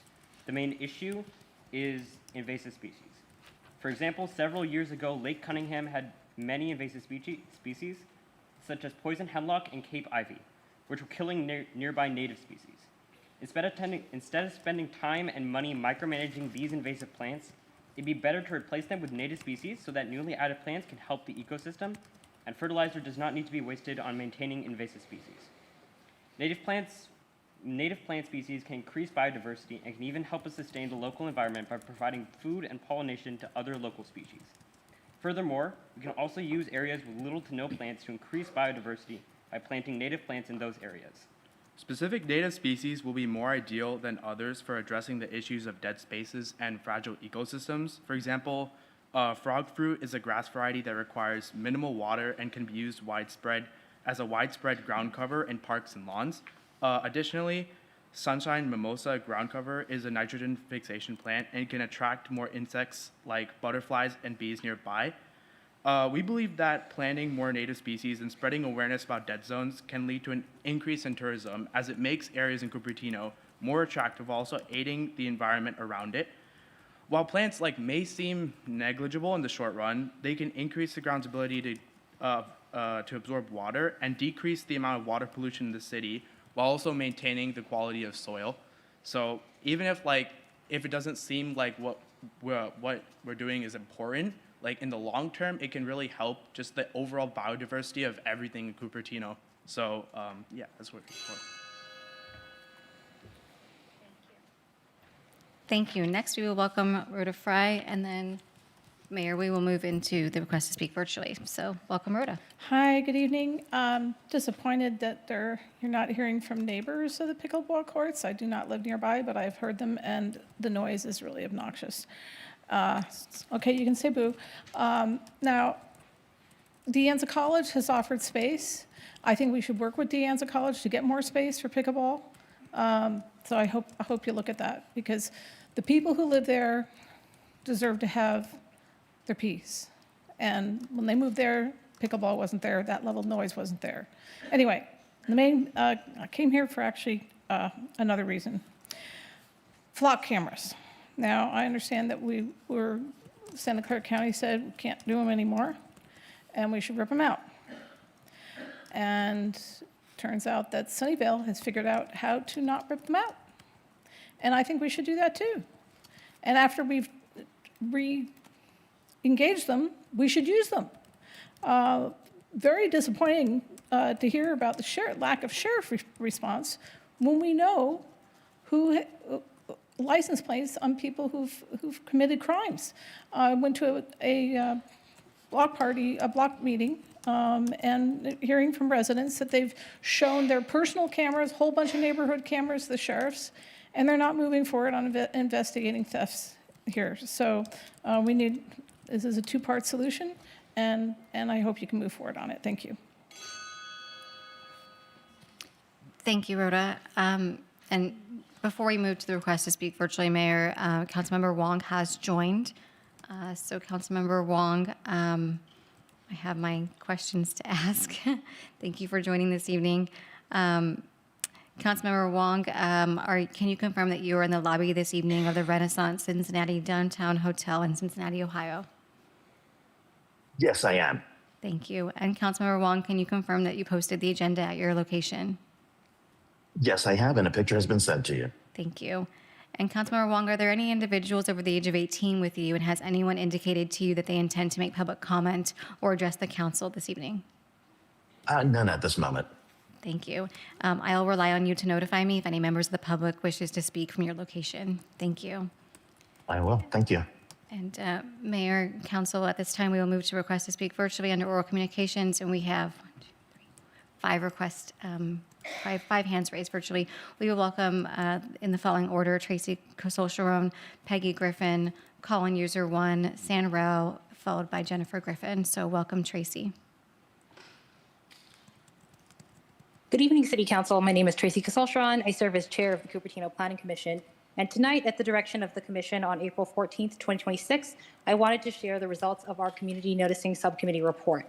The goal of the Community Noticing Subcommittee was to address continued feedback that many residents and businesses were unaware of major projects and zoning changes or found out too late. So I wanted to just briefly recap some of Planning Commission's recommendations for community noticing improvements.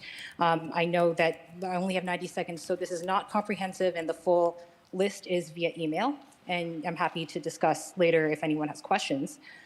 So first, the Commission expressed unanimous approval for increasing the noticing radius for larger project public hearings, zoning changes such as the 7th cycle housing element, very high fire hazard zone area projects, expanding that noticing to 1/4 mile, as well as proposals for changes to any major streets. And as shown in the subcommittee report, several neighboring cities are officially noticing for large projects at 500 to 750 feet. And staff already also does this unofficially, so the cost impact here would be relatively minor. It would primarily just be on the changes to major streets as well as zoning changes. I'm running out of time. The full report is available via email. Thank you very much to staff for helping to figure out a new process for the subcommittee to make its report out to council. And thank you very much to council for your attention to this issue. Thank you, Tracy. Next, we will welcome Peggy Griffin.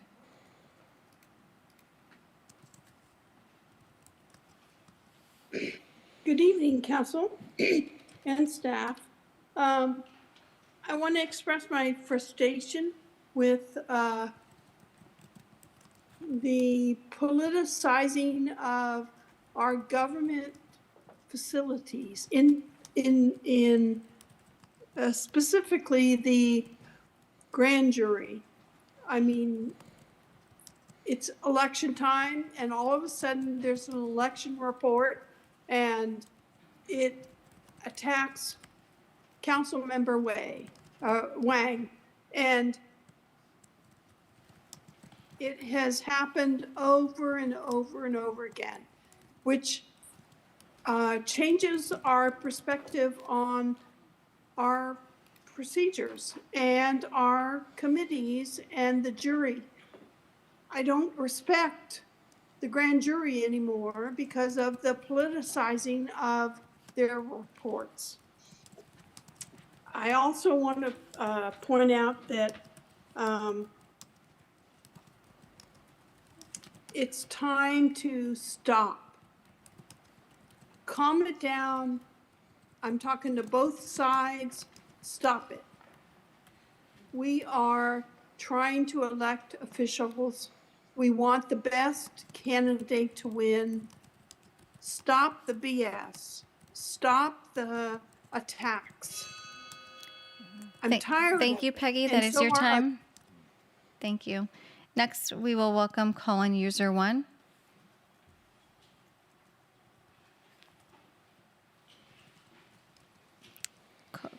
Colin User 1, are you there? Hello? Yes, we can hear you. Welcome. Yes. Good evening, council members. And actually, I just heard something about pickleball, and my previous brief study, that I feel like the city, I think, was planning a different location. Maybe that location can have less restriction. I don't know. And also, if it's noise, I was thinking that way to have like a sound wall, like highway. I mean, just some sorts. That's just a quick thought. I think I need to do a little more study on it. I'm here actually today because we have not received response to our request to a meeting. And since the second time, 2021, and the property and taken without notice, even belongings. And and we still facing the ongoing sanction and the retaliation, like political refugees, and no clear explanation for that long time. And the people have similar thing they tell us in even legal field, they never had that long time. So we have made multiple efforts to resolve the issue respectfully, directly, but those requests have not answered. And we feel like we are prejudiced because we are the weak, because we're the weak residents of the city. And so we really want this resolved. And this lack of communication is deeply concerning. We're asking for three simple things: clear explanation why our belongings also taken, and another thing, review of current sanction placed on us, and also Thank you, schedule call-in meetings. user one. That is your time. Next, we will welcome San Rao, followed by Jennifer Griffin. Welcome, San. Good evening, Mayor Moore, council members, Planning Commissioner here, speaking on behalf of myself only as a resident, also the 2025 chair of the Planning Commission. I'd like to comment on this grand jury report that was just released. What kind of city would we be if we limited who could participate in our council and commissions? If we limited it to people that cannot travel and will need to be there in person all the time, we are saying people with families that are remote can never serve on a commission or council. We are saying that people who need to travel for work can never serve. People who have a business and need to travel for business reasons can never serve. People who have to care for their elder parents can never serve. Immigrant communities with families abroad can never serve. What kind of community would we be? We are saying that seniors with grandkids that live elsewhere can never serve. Council member Wong is not remote for convenience. He is remote to earn a livelihood for his family. And we're saying you can either choose to do that or serve. Council member Wong represents the residents of Cupertino far more than many of your dais. And to deny Council member Wong the opportunity to be remote and serve his family's needs while serving the city's needs is not convenience. We should be fortunate that we have members of the public willing to serve when they have a high career. And to deny them the opportunity to do that is to limit representation of Cupertino residents. This is suppression of democracy. Thank you. Thank you, San. Next, we will welcome Jennifer Griffin. Hello, good evening. Can you all hear me? We can hear you. Oh, yes, thank you. This is Jennifer Griffin, and I will tell you I am very, very concerned about the civil grand jury report. We went through something like this during the pandemic, and we had to use remote during pandemic. I think it's very important that we just recognize that we had our assembly member come in tonight from Sacramento via remote. He's up in Sacramento doing good works, and he was able to join us tonight earlier to speak about issues that are important to Cupertino. I often now have to take care of, we have elderly people in our family.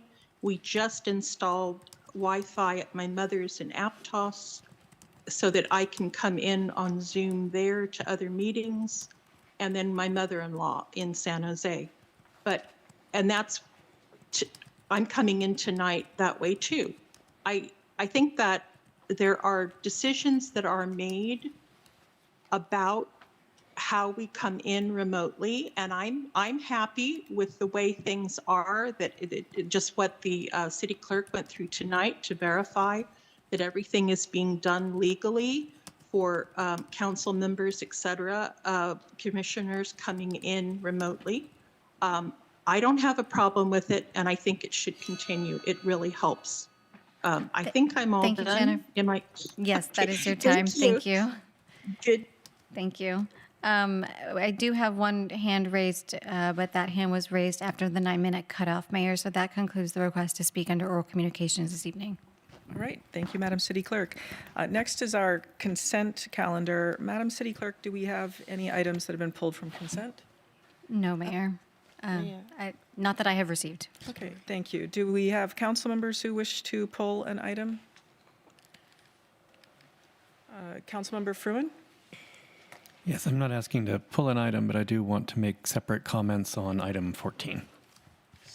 Okay.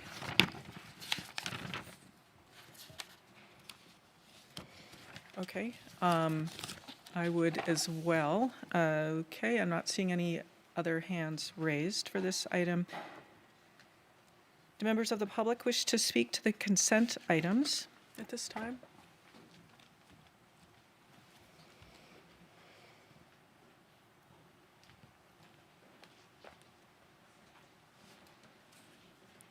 Mayor, at this time, I have one request to speak in person. I currently see one hand raised virtually. Okay. Okay, so at this time, this speaker card does not have a name. Rhoda. Okay, so we will welcome Rhoda, and then we'll go to the request to speak virtually. Just as a reminder, members of the public wishing to speak regarding any items on the consent calendar shall submit a request to speak card or raise their hand virtually within the first 9 minutes of the start of this public comment period or before the public comment period is closed, whichever comes first. Welcome, Rhoda. I managed to fill everything out except for my name. My apologies. Anyway, regarding sister cities, before you, like to see, perhaps you could postpone this. Unfortunately, I didn't have a chance to write to y'all in detail, but anybody who does anything with sister cities needs to watch the video, Dwight D. Eisenhower's video when these cities, sister city programs were created. These were created for neighbor to neighbor. It wasn't, it was actually, that was what it was about. It was grassroots diplomacy. It wasn't about diplomat to diplomat. And I think that we should not have any city staff go on sister city trips. If they do, they should do it on their own time and on their own dime. We should not be having PTO for staff going on sister city trips or paid time. It's wrong. And it goes against what the sister cities programs are about. If there is a staff person who wants to put on their regular normal person hat, they can take vacation time and open their own wallets and go on the trip, just like everybody else does. But I've seen this so many times also in the past among council members who went on many, many trips. Also, abuse of expenses. There's a little bit of a disconnect when city employees, although they're not supposed to travel internationally, but when city employees do travel, they're not supposed to travel business class. However, we have seen city council members travel business class and have half that ticket reimbursed, or stay at luxury hotels and have half of that reimbursed. That's wrong. You know what? You can, if you want to go, you can go economy, and maybe have half of economy or half of economy reimbursed. And if you want to go business class, you can do it on your own dime. But it's just not right to me, and it really sets a bad tone for how we spend our public money. And we just want you to represent, we'd like you to represent the city, but we also want, you know, our residents to represent it as well. Nobody's paying residents to go. So the fact that if you get half back on an economy ticket, that's saying something. But you shouldn't get half back on a first class or business, nor at a Ritz Hotel or any of those things. So I've said my piece. Thank you very much. Have a good night. Thank you, Rhoda. And that concludes the request to speak here in person in Community Hall. So we will move to the request to speak virtually. We have one hand raised. We will welcome San Rao. Good evening, Mayor Moore, council members, Vice Mayor Chow. Speaking on behalf of myself only as a resident, I'd like to comment on the consent calendar items that involve street paving. I would like to provide my strong support for street paving. Under Mayor Darcy Paul, we had some of the best streets in the city. We have allowed the streets to degrade under the prior council that made street paving a non-priority that needs to be undone and restored. despite the reports that came out saying Cupertino has good streets, the conditions on the ground tell a different story.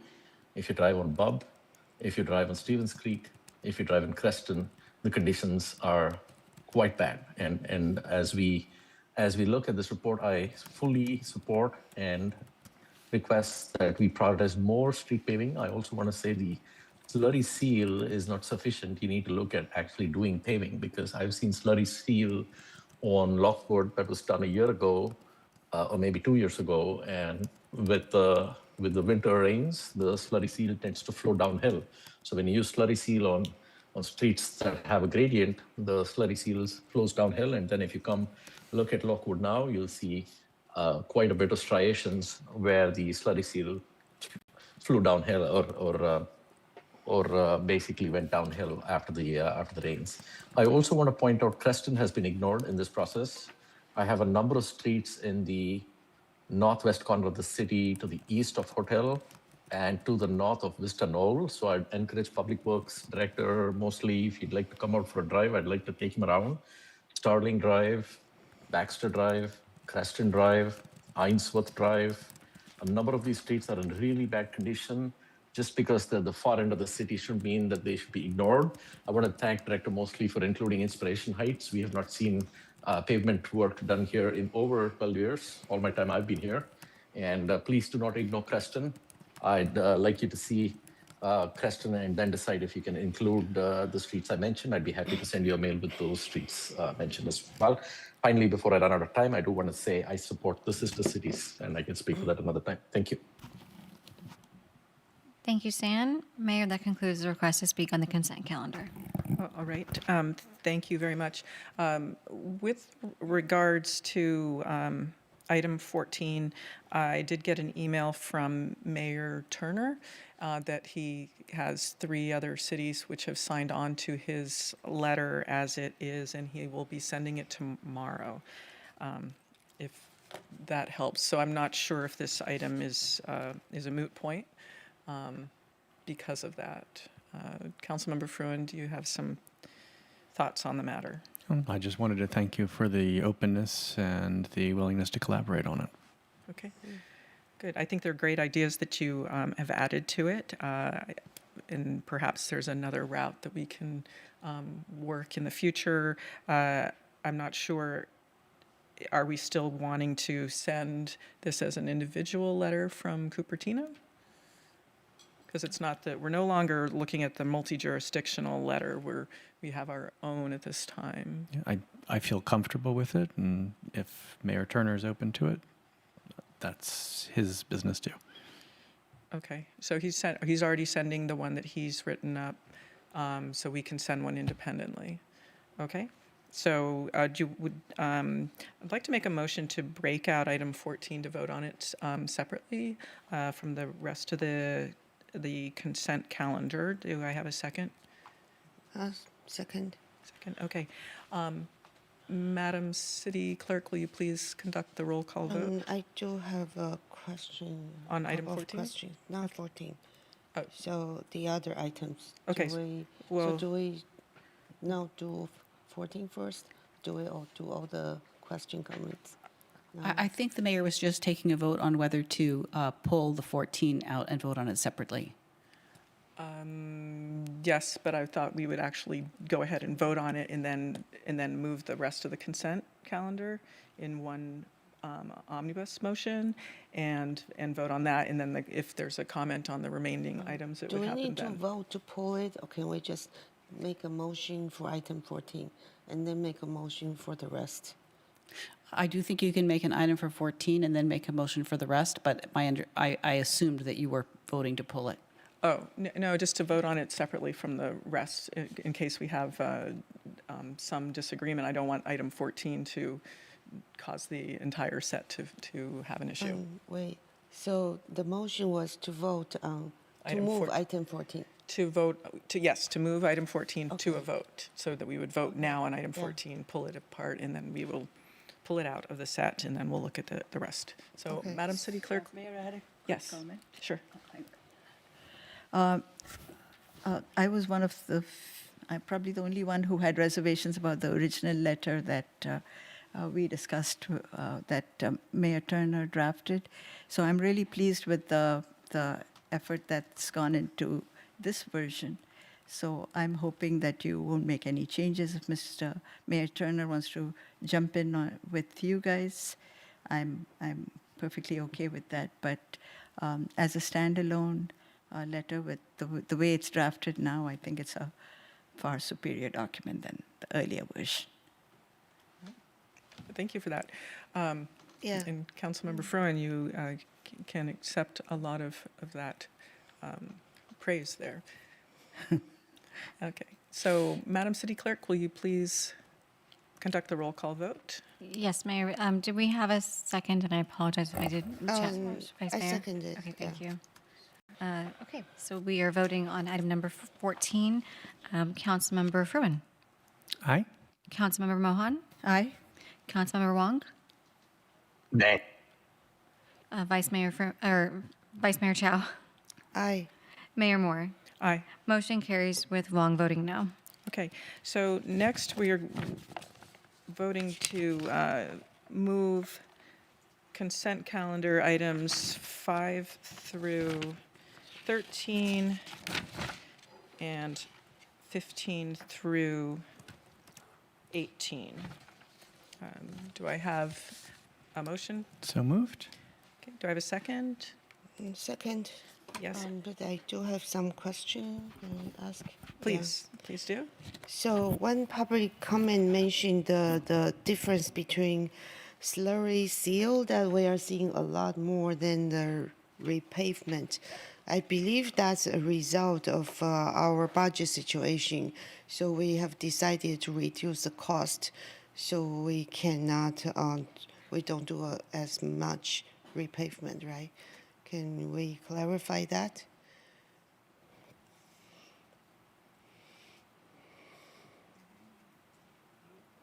Is this working? There it is.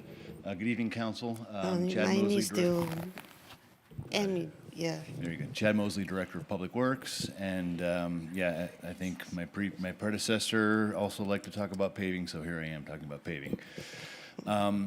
We use a combination of both an overlay project as well as slurry seal. Slurry seal does a great job of prolonging the life of pavement, and it does it at a very reasonable cost.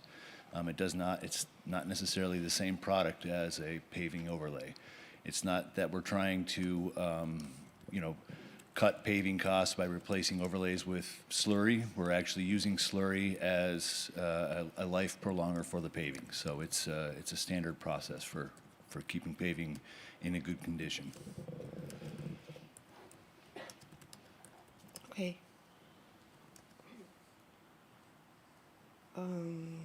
So then, yeah, the next question is for the sister city policy. So with this update, any staff travel will also require council approval. Does that also include the vacation time or paid staff time to maybe take any international travel?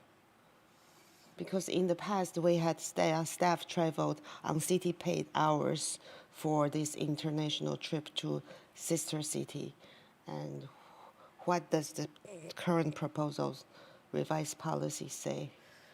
So the policy doesn't go into the details of the time. It does clarify, though, if there's staff travel involved, that it will come to council for approval. So that might be the... Only the traveling cost or the approval also for the to stated purpose to allow paid staff time overseas? I think all inclusive. So if it's council approved staff travel, that means it's city related. So we would bring, it would be covered by the city in terms of the cost and then the time off. Okay, yeah, it's a little vague in the policy, but I'd like to clarify if that's included. That's good. Yeah. Okay. Just want to clarify. So for the current sister city and friendship city, there is no change in the amount of meeting space they can use or any other change, right? We are just No redefining changed. terms. Want to confirm We're that? clarifying some of the, the terms, including the staff travel. Yeah, and there's no change to the reservations of meeting space. Or the number of students needed to qualify as Correct. a student delegation. Correct. There is one slight change that we wanted to include is that we have heard, particularly from one sister city group, that they've had difficulty getting visas for student delegations. Whether it's, I don't know what the reasons are, but there are documented reasons that some countries are experiencing difficulty and delays. So we didn't want to limit or be that as a limiting factor. So we've just added that clarifying language that there are other activities, including the community events that sister cities do produce at the moment, may qualify as an alternative to that. Okay, that's fine. Thank you. Councilmember Wong? Yes, I just have a comment on item number 16. Over the past week, I've had a chance to talk to multiple businesses about our ordinance here, which is above and beyond what other cities are doing and above beyond what the state law is. Many of them feel that customers should have choices, businesses should have choices, and that we've an authoritarian approach here on this bag ordinance. I just want to point that out. I know we don't have the votes for it, but I just wanted to comment. Thank you. All right, thank you. And seeing no further hands raised, Madam City Clerk, will you please conduct the roll call vote? Councilmember Furin, Aye. Councilmember Mohan, Aye. Councilmember Wong, Aye. Vice Mayor Chow, Aye. Mayor Moore. Aye. The motion carries unanimously. Okay, the next item is an action calendar. We've been going for a while, though, so we're going to take a 5-minute break, and we'll be back at 8:09.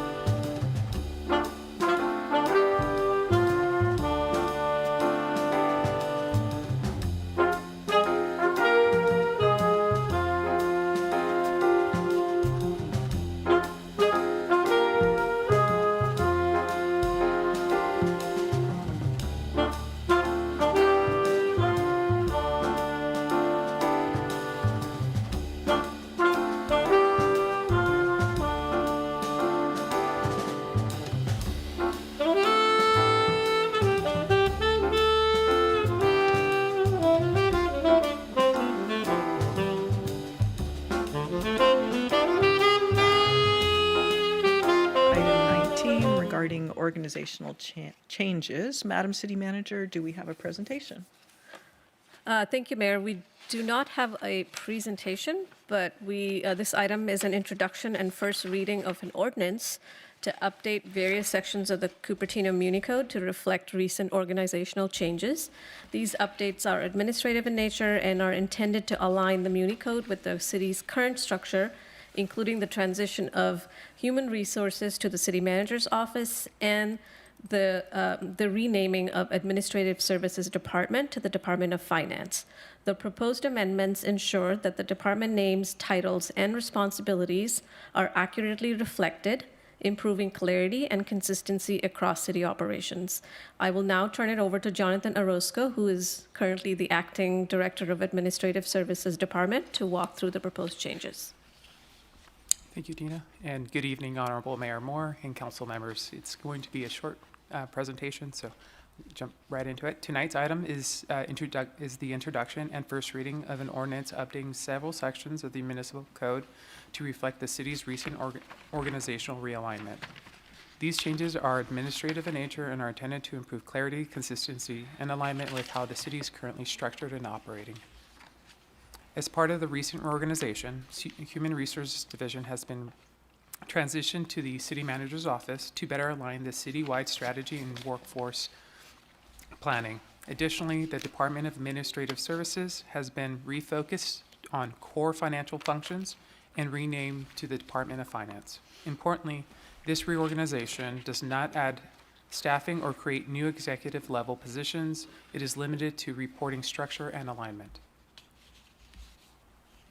The proposed amendments include updating references from administrative services to finance across applicable chapters, reflecting the updated departmental structure within the code, including Department of Finance's focus on accounting, budgeting, and purchasing. And lastly, clarifying roles and responsibilities to align with current operations. These updates span several chapters, including administrative citations, city clerk and treasurer functions, departmental organization, audit committee support, and certain finance-related code sections. Next steps, if City Council introduces the ordinance tonight, staff will return on May 19th for the second reading and adoption. At that time, staff will also bring forward updates to the unrepresented employees policy and compensation program to reflect the departmental name change. That concludes my presentation. I am available for any questions. Thank you very much for the report. Are there any council questions before we open this item up for public comments?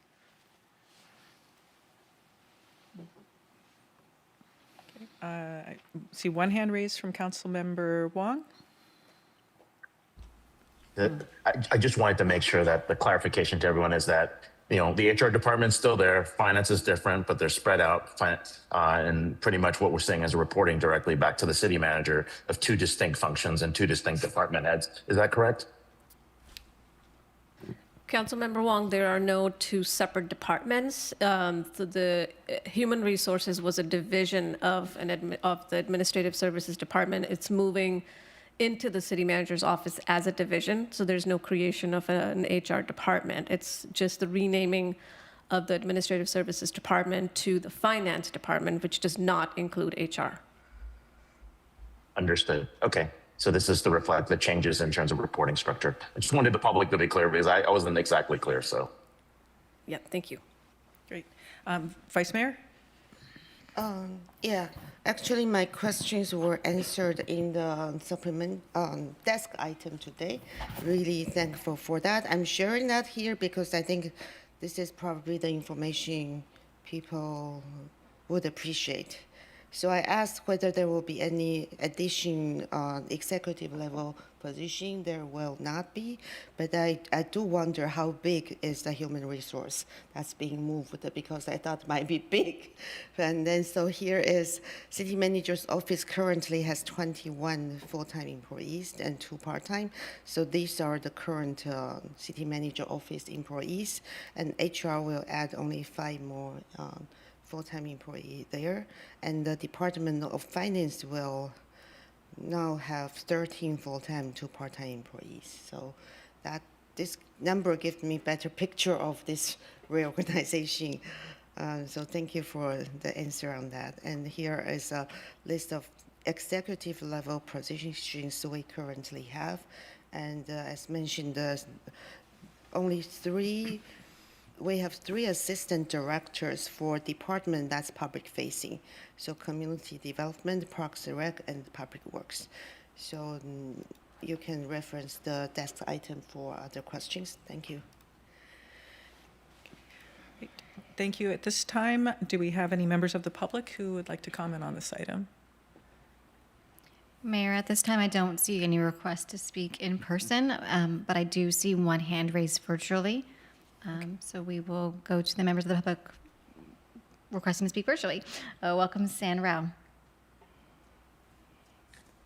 Good evening, Mayor Moore, Vice Mayor Chow, council members. Speaking on behalf of myself only as a resident, I'd like to encourage you to change the suggested wording from the proposed change from Director of Administrative Service to Director of Finance to instead change the language preceding it, which says including but not limited to, change that to such as, so that it is suggestive rather than exhaustive, or at least minimally inclusive. I think you're having to make these changes because the language says such as including but not limited to, which means you need to include at least the named references. And rather than make changes every time you have a reorganization plan, you can change the preceding language to say such as, that allows you the flexibility to make changes without modifying this each time. I'd also like to propose another change, which is instead of using the word director, use head off. A director could be head off, but you could have a head off that's not a director. And as we are in a structural budget deficit, maybe we have to reduce the number of directors. Maybe we have to consolidate departments. And if we do, you don't have to come back to do this language change again because we've named directors for each department explicitly. While we're making this change, let's reference department heads as head off. That gives you the flexibility to reorganize to accommodate the city's structural budget deficit. It is time that we reorganize. We should also consider whether we need assistant directors and directors for these departments.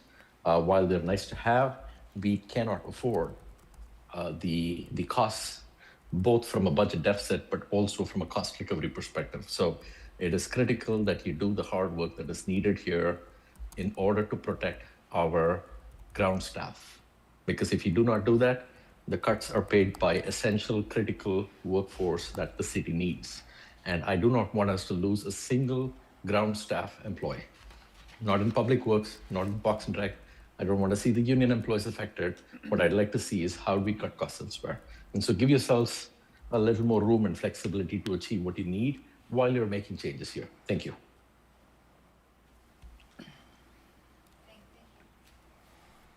Thank you, San. Thank you. Mayor, that concludes the request to speak on this item. Thank you. I do have a quick question for the city attorney. To the first edit, do you feel that is a necessary change? Would you clarify which one you're talking about?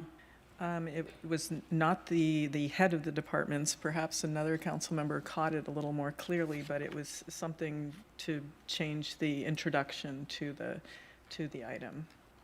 Which one? Introduction.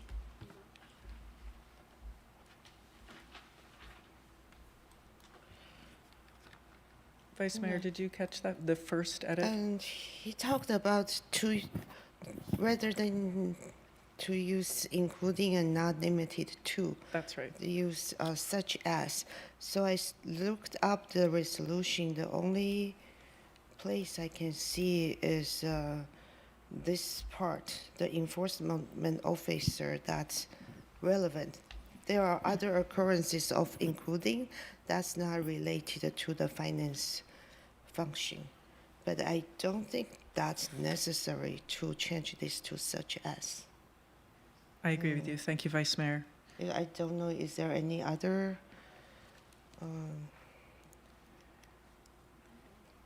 Including just means that this includes these, but it's not limited. So saying such as is broader than including but not limited to. I guess he meant with such as you can even include part of the list, not no, including is at least this many you can add more. But I think this is good. All right. Yeah. Thank you.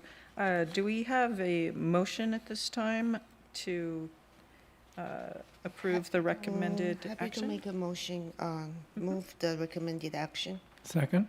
We have a second from Councilmember Fruin. And do we have any further comments from the council? I will make one that I'm very glad to see this modification happen. To me, it's more logical to have the highest ranking financial officer be our treasurer and separate the duties from HR and finance. And so I'm glad to see this moving forward. I see no other requests to speak. I do have a question. Yeah. Yeah, sure, Vice Mayor. Oh, sorry. I do think this change makes sense because administrative service covering both functions has been kind of odd. However, I do have a concern that it seems the city manager's office is getting heavier and heavier.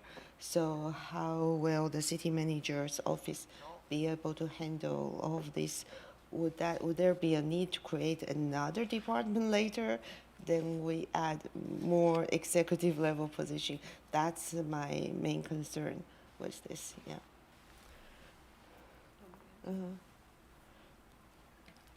Thank you for sharing your concerns, Vice Mayor, that there's currently no plans to create another executive level position. This is something that we are, HR is such a specialized role. It is, it's primarily autonomous. It's more bringing it into the city manager's office for more executive oversight.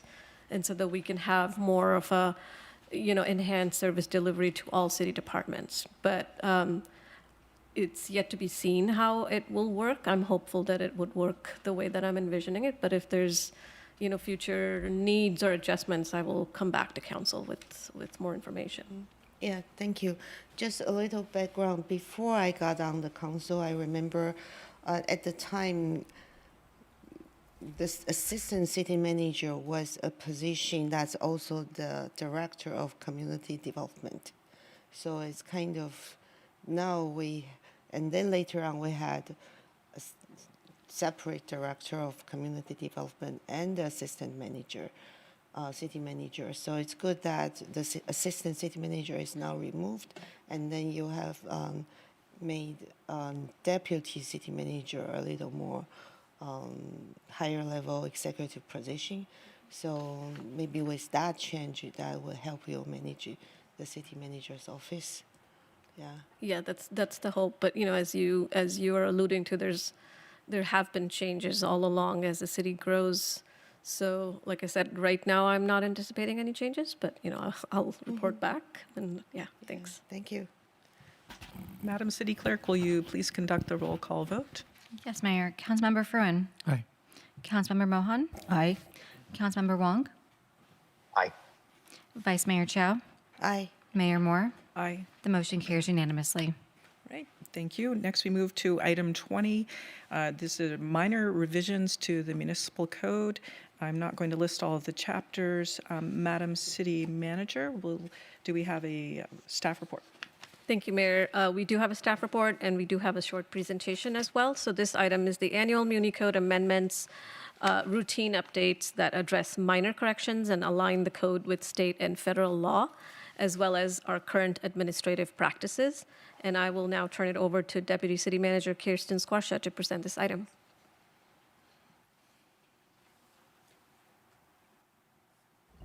Good evening, Mayor, Vice Mayor, and council members.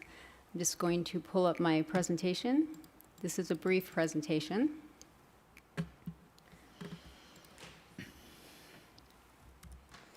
And video, I am sharing my screen. Okay, I see it, great. So this process is a process that the city goes through regularly to correct minor errors and revise outdated municipal code sections. These are routine, and they are intended to make sure that the code is clear and aligned with evolving state and federal laws. Administrative updates are also made to improve business administration, and to clarify, administrative updates are staffing updates. And these proposed updates are not intended to introduce new policy for council consideration this evening. So this slide highlights a summary of the code revisions being proposed. The first item relates to the Brown Act. This is non-substantive. It modernizes special meeting notice provisions by removing outdated delivery methods, such as telegram and personal delivery. The standard method of delivery is electronic communication, though the code does not prescribe the method. Second, update aligns with public works definitions with recent state law, AB 2192, by updating the public works project definition, and we are only suggesting to add a word installation to the list of project activities, so no operational change. Third, this item clarifies business license appeal procedures, including filing deadlines and hearing timelines to improve predictability in scheduled hearings. This is a staff recommendation. So we have this next item relates to the bingo prize limits, which conforms with state law, the penal code, and it increases the maximum cap for prize limits to $500 per game from $250 per game. So we're not discussing bingo fees at all. And a few more. We have also added a definition of stationary mobile equipment to the code. This actually matches recently adopted additions for the RV ordinance. And also, we are recommending removing outdated sales restriction language in the abandoned vehicles chapter.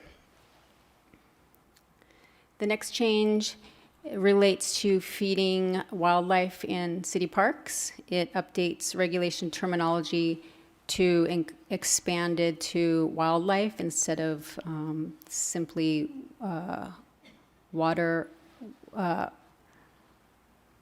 Let's see. Waterfowl. Coots, waterfowl, yes. Thank you. Thank you, Councilmember Rohan.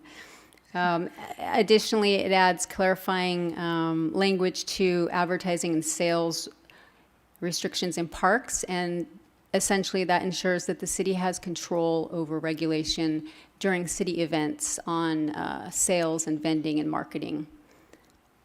And the final update is to conform to FEMA and federal law. It updates flood damage prevention, the flood damage prevention chapter to reflect current FEMA flood insurance study, and as well as manufactured home standards. The city does not have manufactured homes, but we still would like to conform with FEMA. And the recommended action before you this evening is to introduce and conduct the first reading of the ordinance, which is ordinance number 26-2284, and it would be amending Muni Code sections 2.04.020. I guess shall I read everything, Mayor? I'll go ahead and go through it. 3.23.020, 5.04.480, 5.32, 130, 11.28.010, 11.28.050, 13.04.130, 13.04.180, 16.52.011, and 16.52.053. I'm a little rusty since I was the city clerk. Thank you. That concludes my presentation. Thank you so much. Do we first have some council clarifying questions on this item? I'm not seeing any. I'll look at Zoom. I don't see a hand raise. Vice Mayor?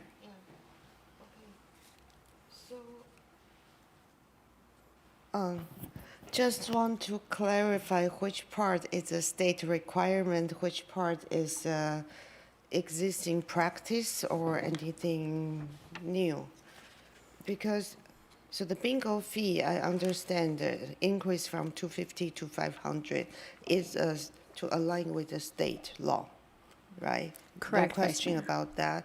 But the business license appeal, that's not a state law, so that's to align with our existing practice. That is correct, Vice Mayor. So we added 2 section amendments. The first one has to do with the number of days allowed for an appellant to file an appeal. Currently, the code is silent on whether or not that those are business days or calendar days. So we're just clarifying that this timeline is for calendar days for them to submit. So that adds clarity for the appellant on when they need to submit an appeal. The second update just adds a line to clarify when the hearings will be scheduled with the council, because council does have a recess in August. That could present an issue with being able to meet that timeline. That's one example, but it adds predictability for applicant deadlines and public hearings. So we are not changing the number of days. We're just clarifying these are calendar days. Yes, correct. Yeah, just want to, and then the other thing is the mobile equipment. So it's crossed out is maybe let me share. Oh, sorry. So I see this section is crossed out. It's unlawful for any person or persons to sell on any public street. But then this portion, or on any private land abutting a public street where traffic flow might be affected, that's crossed out. So can people sell or not sell? Because we do see like kids having a lemonade stand by a park or somewhere. So by crossing it out, are we aligning with state law? Vice Mayor, I'm using a lifeline, and we have our Director of Community Development here. Vice Mayor, good evening, City Council members, Ben Futif, Director of Community Development. So this section is to allow our code enforcement team the ability to actually code enforce. So this language indicates where traffic flow might be affected. So that could be very difficult to measure and could be subjective. So what we're suggesting is simply removing that and just to say that you may not be able to sell on any public street within the city, which is, I believe, the original intent of this section. Wait. Now we have only the first portion, which says it's unlawful to sell on any public street. Correct. And we are not. So any private land abutting a public street, by crossing that out means any private land abutting public street, people still cannot sell it from their own private land. No, I think what that means abutting is a that you public may street. be able to on your private land, because if you have a house, you So are going to be. you can sell. Correct. You have a private land, private house, you are going to be abutting a public street. Oh, Right, so we are allowing people to sell. Correct. So in the and example we- you gave about the lemonade stand, if you're going to sell lemonade on your own So- property, you're certainly Okay, allowed okay. to do that. And then since we can measure traffic flow, so you decide to, let's not have that prohibition. Okay. Correct. Exactly. Thank you. Thank you. So this is not state law, No. just an improvement, so for ease of enforcement. Yes, so enforceability and also a little bit of common sense as well. You should be able to sell lemonade stand, for example, in your private land also too. It's just a measurement of that traffic flow is very difficult, very subjective. So that's why. Okay. It's just for me, this is a little more than the minor revision, because this is kind of substantive change of the code. So, yeah, anyway, okay, thank you. Not seeing any further council hands raised. Madam City Clerk, do we have any members of the public that would like to speak to this item? Mayor, I don't see any requests to speak in person, but I do see one hand raised virtually, so we will welcome San Rao. Yes, good evening, Mayor Moore and council members. Speaking on behalf of myself only as a resident. There is a section on page 8 that talks about restrictions in parks. And currently it has language that talks about shall not roller skate or shall not skate or rollerblade, such as in a manner such as to cause damage to the parks. I'd like you to include biking in that. Because what I notice, particularly in some of our parks where we've added the new equipment that looks like a fish, we are seeing a number of people that are biking on the lawns, and the public works ground staff might actually confirm that they're seeing that because people are mountain biking up and down the lawns and the mounds that we have in our parks. And so if you might consider amending the language to not just talk about skating or rollerblading, but also biking on the lawns so as to not cause damage to the park, that would be great. I also want to remind everyone that we do not have an RV ordinance, we have an oversized vehicle ordinance. The head of code enforcement told me that we cannot enforce an oversized vehicle if it's not an RV, which is completely incorrect. As the 25 chair of planning that led the discussion at planning, we were very careful not to use the language RV anywhere. And I look at the code and it still says oversized vehicles, so I request that you not use the word RV. In fact, the 311 tickets are all using the word RV, and that is inaccurate. The intent of the code is oversized vehicles, which means trucks. And so request you to make sure that we amend any accidental references to RVs because trucks are oversized. Thank you. Thank you, San. Mayor, that concludes the request to speak on this item. Thank you. Councilmember Wong, I see your hands raised. Yeah, thank you. I wanted to say this was a great job in terms of cleaning up the code and cleaning up some of the items here. I thought it was well done, and I really appreciate a lot of those amendments. I would second what the caller said, San Rao there, as to oversized versus RV. I think it'd be great to have that clarification in there. And then I would say that these are a lot of great cleanups. I think in the future, when we do these, it'd be nice to solicit from other council members what other cleanups might be suggested, make that more of a group effort. But in general, I think these are a lot of great cleanups here. So I applaud everyone who worked on that. Thank you. Next, we have Vice Mayor Chow. Yeah. So according to the definition of stationary mobile equipment, so that would mean someone can just get a food truck, put it on their front lawn and start selling on their private property. Is that what we are allowing? I mean, lemonade stand is one thing, but stationary mobile equipment it could create traffic. It does. So now I'm concerned. Sure. I think our intent, Ben Fu, sorry, Director of Community Development. So the intent of us modifying that section, adding the stationary mobile equipment because the code references the stationary mobile equipment throughout, but there's no definition. Yeah. So for that section, we're simply just adding a definition to that. But the mobile vending ordinance, I believe, has requirements set for vending mechanisms. So, but if council is concerned about removing that language, it potentially could have some great impact. You know, that's fine if you don't want to make that second change. So I just want to understand. So with this change that's proposed, let me share this again. So this is from the redlined document.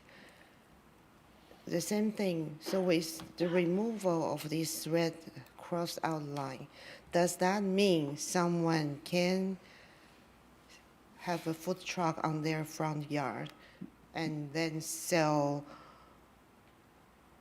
No, it doesn't. So it doesn't change our existing permitting process for vending, mobile vending machines. What this is saying is that previously, when you are going to have sales on your own property, it's prohibited when there is a traffic flow issue.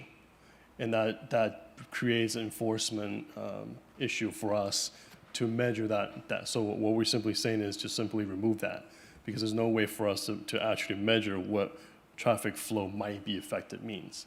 I know, but then with this removal, that means, I mean, if you just remove the cross out where in the traffic flow might affect that, then that remove the confusing language. But then selling from private land abutting a public street is still prohibited.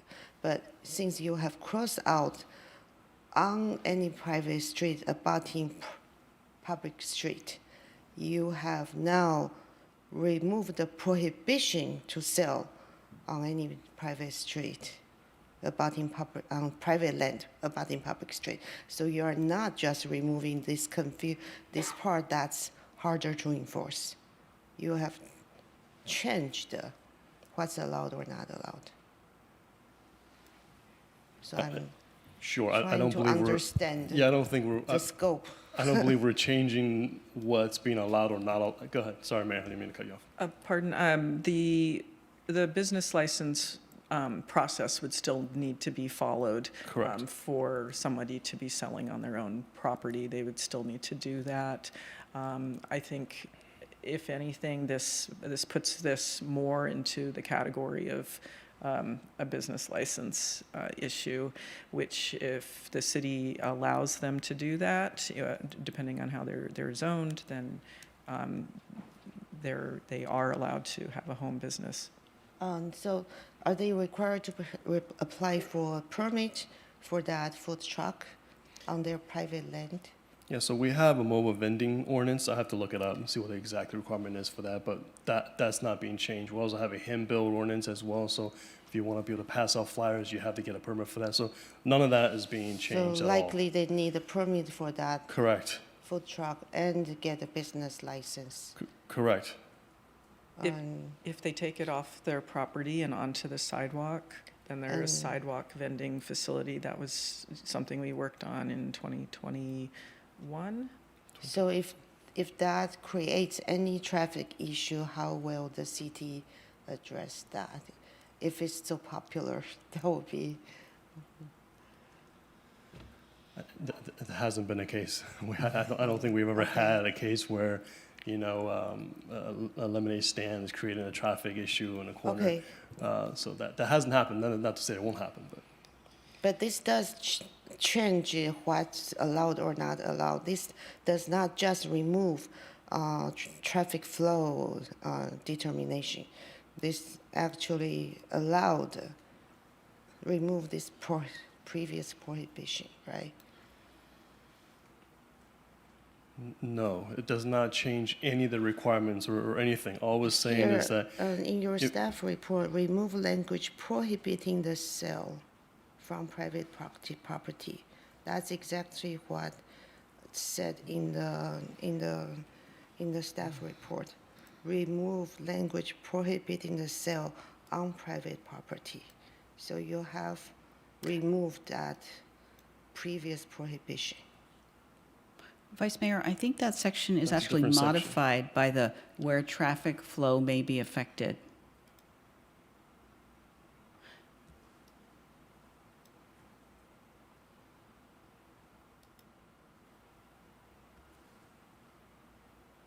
Yeah, but with this removal, it means regardless of traffic flow,